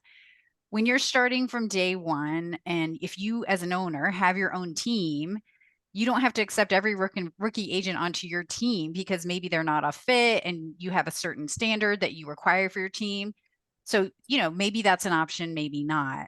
Maybe there's other agents who are starting to build teams and want that. Maybe not. Maybe you're in an agent with a lot of single agents and the idea of building a team is like a completely new concept. You'll start to figure that out. But ideally, yes, there is somewhere where they can join if they want a dependent model, like joining a team. But I never want you to feel obligated, like, okay, I'm the only team owner. Now I've got to accept all these rookie agents to my team. That's not necessarily what we're saying. Sometimes a market center also has an opportunity to create a team if they want to generate leads for the market center and have a different split with these agents. That's something for veteran people in KW have heard as teamerage, where the market center itself is creating a program where they invest money, right, to generate leads and then give those leads to the agents, but they should be on a different split because you're investing your money to get the leads. So they're not necessarily on that interdependent agent model where they're earning more of the money. They keep more of the money they earn. So I don't know if you want to add anything to that. Yeah, I think you're absolutely right, Lisette. It's a reality of our marketplaces, including the United States. In a weird way, the last several years, the US has shown that agents have moved more towards dependency. They're a little, I think, tired of trying to compete for leads online and all this. And so they're looking for someone to lead generate for them. The challenge you have is that's extremely expensive proposition. And that is not what your market center is designed to do. So the way we did it for decades was exactly what Lisette said. We have top agents who want to grow their business. And when a rookie agent comes in and says, I need you to handhold me, I need constant help, I want leads given to me, you refer them to the agent team. And if the agent team takes them, great. If you're an OP and you have a team, like Lisette said, great. But you are not obligated to take, they are not recruiting in that way. They are selecting only the agents they want to give leads to because they need good agents that will convert those leads that they spent good money on. The market center would be no different. So you might need to look at your marketplace through guerrilla warfare and decide how many of these agents that will be able to come in and enjoy our training calendar and start to learn how to fish, and how many of them in our agent mix are going to need us to feed them. If you have too many in the marketplace and you're going to have to come up with that program, Lisette's exactly right. There is that idea, but you have to be very careful with that because that is a second business different from the market center. Your team leader cannot grow a market center and lead generate to feed leads to dependent agents. That is an impossibility. And there are many market center owners who have tried that before you and they've already lost lots of money. So learn from their losses. Don't create your own. That is a different business. That is a real estate sales team. It requires lead generation investment and then standards for conversion of those leads. And that's different. One of the things you can look at is implement a productivity coach. And that might be enough to help the dependent agents do the right activities every morning on the call or in the market center and do their lead generation. And that might be enough to get them to see that it's not that hard to generate their own leads if we do it together under the leadership of a productivity coach. Then everybody's putting their own time and money into their own business, but they're under the mentorship and this close supervision of a productivity coach in a group setting. That might be enough. If they truly needs leads developed for them, talk to us about that offline because that is a very different model and it requires investment, as Lisette said. But yes, the model is to recruit rookie agents. So I know that in some markets, almost exclusively, they recruit rookie agents. I know in some markets, they prefer R2s. Obviously, the return on investment is greater, right? You already have someone in production, they're already contributing to a cap, which means company currency for your market center. Sometimes, yes, it takes longer to recruit those agents because it's not a quick, okay, I want to get started. Can you help me? It's like, well, I've got a business or I have a brand I'm loyal to, or tell me what the value proposition is. So that typically means more time and effort on the part of the team leader, but that absolutely also means more return on that investment for the market center. So the model, you know, as you saw in the agent mix, there are new agents that are coming in. But having a system like a productivity coaching program is key because there is going to be churn. Churn just means that natural in the industry. Agents come in, think it's going to be super easy, realize, oh, wow, this is actually harder than I thought, and they leave the industry. Like, that's not unique to KW. That's just the real estate industry. So that natural turnover is going to happen. So you don't want to burn out your team leader recruiting people that are coming in and then leaving. You want a productivity coaching program that's going to get the people who are learning base and can get into production up to speed, and for the other people to self-discover maybe this isn't the thing for them and they can exit out. Yeah. The simple takeaway we've seen just over time in this group of dependent agents is that the missed opportunity is for that PC program to be really systematized. We see it all the time. I have 4 PCs and you ask how many agents are in the program, they say 40. And I'm like, you're over hiring. One productivity coach with some good systems and a good group coaching program should be able to handle 100 agents. They really should. And most dependent agents aren't as dependent as we think.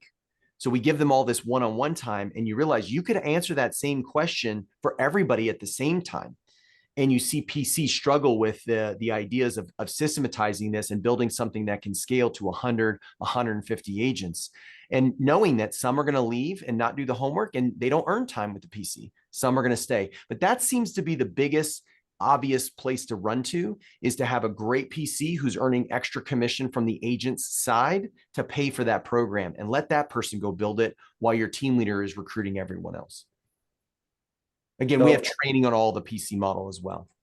Yeah, thank you. So as I understand, for the market center, the main target is the already agents who are productive. So they are not new in the market, in the field, right?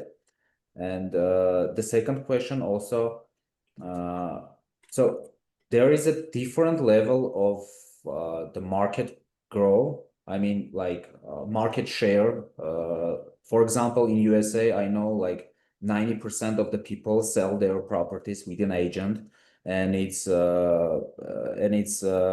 people business. So it's not they are not going to the companies more than to people. For example, in Armenia, people, as I understand, people want to deal with the companies because they trust them more. Sure. Yeah.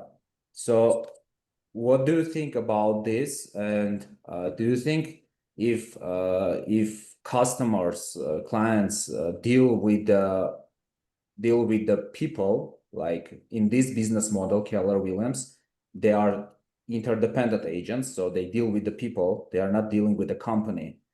Do you think this is going to be the future of, for example, not developed countries like as in USA, or there is other market for that kind of people who want to deal with the companies, so with the dependent agent model? Great question. Real quick point, and this applies to everybody, no matter the culture of your country. Number one, the first point about dealing with the company, you have to sit back and ask yourself, when the client says, I want to deal with the company, what does that mean? Now, don't have to answer, but here's what I would say. Isn't every agent that's affiliated with my market center part of the company? So does that mean they can only talk to the owner and they want to see your ownership papers that you own the office before they meet with you? I don't think that's true. I think it's a perception, and we have to set standards like Muhannad talked about yesterday, where these agents understand when people reach out to us, we're going to send those leads to you. Market centers have this all the time. We get people that call our offices, walk into our offices. We have to have a system to, we call it round robin out those leads, but we're not paying for that. If I'm paying for it, then that's a whole other idea of like, I've invested in expensive lead generation. I can't do that and cap the money I pay you or that you pay me. That's a different issue. If we're just getting people walking in because they want to work with the company, then you round robin out those leads. I would start with your ALC, the best agents. And that could be one of the benefits of being on an ALC is that you get leads that organically come into the market center. You can also set standards that say, when you respond to them, here is the script we ask you to use. Unless that agent says, but I'm building my brand. I want the JP brand to be important. Okay, great. You get to say JP Lewis powered by Keller Williams. But if they're just like most agents, just make sure they're saying Keller Williams Armenia or Keller Williams Market Center name, and just treat them as you would treat somebody who should be representative of the company. And the clients will not care.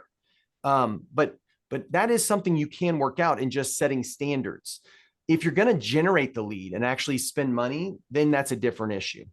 To your point about where it's going, I would say in my 21 years in real estate, the advance of technology and information available to the home buyer and home seller has only made it more attractive to find a local expert in my city, my neighborhood, who knows this area and can help me navigate all of this information available to me. So we thought for sale by owners would go up with the portals and technology and all the available information after it was out of the MLSs. That is not true. Working with agents is increasing because people are overwhelmed with the amount of information. And when they're selling or buying a home, it is a very big financial decision and they want to talk to somebody. In fact, they want to talk to somebody who they feel they can trust. And that means the agents and your office have an opportunity to be seen as the local expert. And the best way to do that is for every one of your agents to represent you, even if it's your brand and not theirs, and call their database, call their network, and let them know we are available as the local experts to help you or anyone you know and care about to buy, sell, or invest in real estate. Who could I help today? And we offer things of value.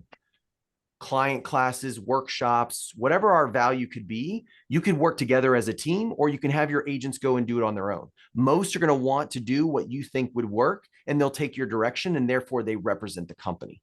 That is different than buying leads or paying for leads and then giving them to agents. That's different. That's more expensive. But if you're teaching them how to all do business the right way and be seen as a local expert that's respectfully representing your company, you can do that without buying leads for them.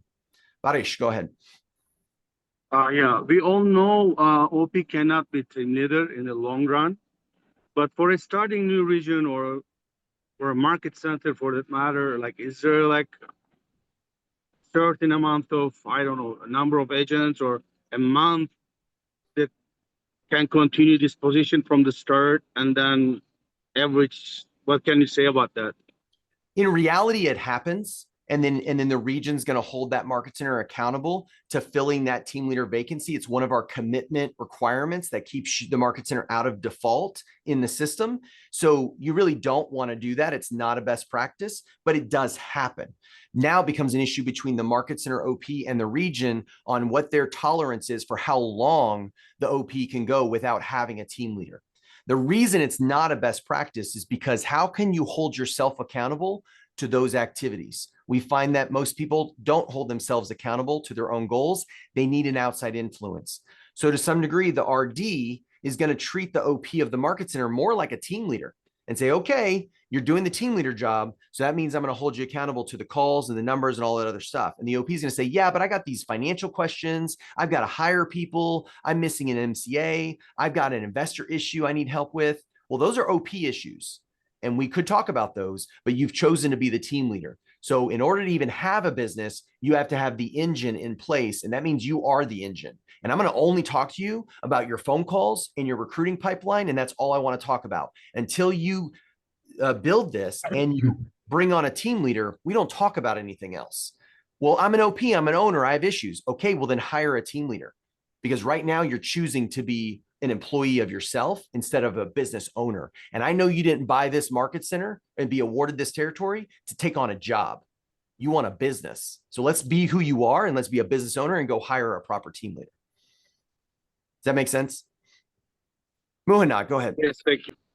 Yeah, one of these good example about what we are talking about, Nono, when he started talking about his CV, he started as a CMA, MCA, and he transferred to the operation. After that, he's investor as a OB. The MCA give him the knowledge about the bottom line and how the money can be created. He never go to the team leader and after that go to OB. He went from MCA to the operation to understand the whole standard, and after that choose to be OB in his market center. This is good example about the mentality of the team leader, the difference between the team leader and the OB. Yeah, they are different personalities typically, right? You want this highly social team leader, you know, to go out and meet relationships and consult, and OPs don't always operate that way. So it's more comfortable for the OP to lead a team leader and hire somebody who's right for that role than try to be that role. Again, this is about launching quickly and appropriately on model and getting to profitability as quickly as possible. Before we wrap, Lisette, any final thoughts for everybody, or anything that you wanted to highlight before we let everyone have their day back or their evening?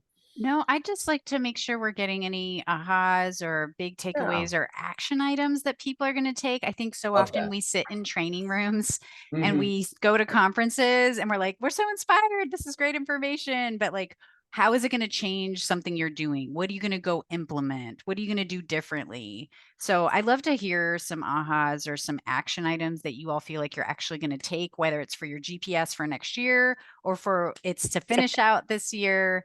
I'd love to hear some change that hopefully is being impacted from the course. Muhannad, you have your hand raised. Go ahead. No, actually, I was talking to JB before. I forget. Oh, okay. Who else? Okay. And if you haven't shared today, please share. This is love to hear new voices. This is a safe place. There's no bad ideas or bad actions. All of it's good. So be bold and share if you're not used to sharing. Vanessa, go ahead. Okay, so I have a big aha today just regarding the earlier on JP you said team leaders doing recruitment appointments, MCA is supposed to do like or help with retention appointments. I think that's a big aha because as a team leader, I felt like okay, I needed to do all of these, and it's just simply impossible. Because we have more than 100 agents in the market center, and it's just not possible. So this makes perfectly sense just to focus on. For the team leader to focus on the growth and bringing in new agents and only the top 20. Yeah. And remind your team that's supporting you and calm their anxieties that not every agent wants to hear from us all the time. Once you get through the first round of phone calls, by the next week, you don't need to call that agent again. It might be text messages, or when you call them, they're going to say, no, I'm all good. Thanks for checking in. And the call lasts only 1 minute. So these aren't like I'm an hour with everybody. It's typically just the fact that you reached out at all. And then we move on to the next one on the list. So it's a lot less work than it sounds to your team. Guide them forward on that because you can't do it all. But great point. Yeah, thank you for that, JP. And I do need help with the retention because we're starting to lose agents more now as our agent count is getting higher and higher. I can only look at the front door and not the back door. So yeah, thanks for that. That's a massive aha. And I hope I can get the rest of the team to buy into this. Thank you. Great aha. Thanks for sharing, Vanessa. Absolutely. Badish. Thank you. Well, I'm more motivated now that I'm going to change more people's lives around the world. Thank you. Thank you for sharing that, Badish. Yeah. What would you take that energy and go do first? Like, what's the action that you think you're going to go apply if you had to pick one thing to go implement? More lead generation. For agents, because you're in the team leader role, is that right? No, I mean, look, for everything, for the listings, for everything, lead generation. Yeah. Back to basic, as always.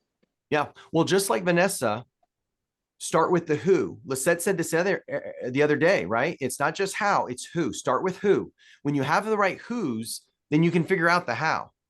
So who's going to go lead generate? You, your investors, your team leader, your ALC, your productivity coach, your MCA can even do a little bit of that, right? That's an excellent takeaway. Exactly. Thank you. Yeah. I remember JB in the beginning in 2023, 2024.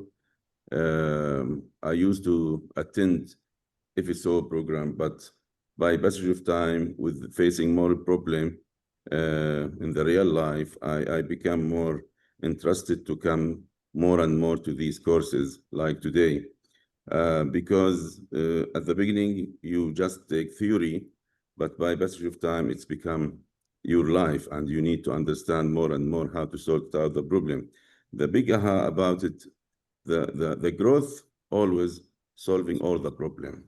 Because if you have the growth, you will face all the problem, and you will be in touch with your agent, in touch with your problem. So the growth will bring everything for you to have more experience and to have more solutions. It really does. It seems counterintuitive, but it really does. Thanks for sharing that, Muhannad, because I think sometimes you can hear it and you've probably heard that before, but now it's like internalized, right? Like you're living it and it's really hitting home. So I appreciate you sharing that. And for coming back to this class as much. You have every reason to say, oh, I've been there, but you keep coming back and you're bringing your team, which is most important, right? If you're on this call alone and you're leading a region or a market center, your next job is to go implement the curiosity and the commitment of your leaders around you to be part of this with you. It's very hard. No, it's impossible to lift this model on your own. You've got to have more people. So every time we see a region like you've been doing recently, Muhannad, with bringing your leaders onto it, the more confidence we know you're going to be able to lift it, because you're not the only one taking this back to everyone. You've got many prophets as part of your leadership group. And that's how you develop leaders. So thank you for that. Any other ahas before we go? Any actions you're going to implement? And then we'll let you guys get to your evening. Hi, everybody. I'm from Honduras, and my aha is regarding the gross to grow chart you were showing. So I think that will be my action, to sit with my team leader and just look at those numbers and see where we have to grow and everything according to the numbers we have here in our market center. So thank you for that. I love that. Great job. Concrete example. Thank you for sharing. Yeah, that's probably the one thing I would run to if I was a team leader on this call, would be that exercise. And then what does that do to your pipeline? And every week, sit with the OP and as a team and talk about your pipeline. And is it getting you the results you did on that gross to grow? Great aha. Awesome. Lots of great comments in the chat. Thank you all. All right, Lisette. Well, we're going to let you guys, we promised to get you out early. We're going to let you get out early here. Again, I'm going to keep defaulting. Lisette, any final thought you want to leave them with?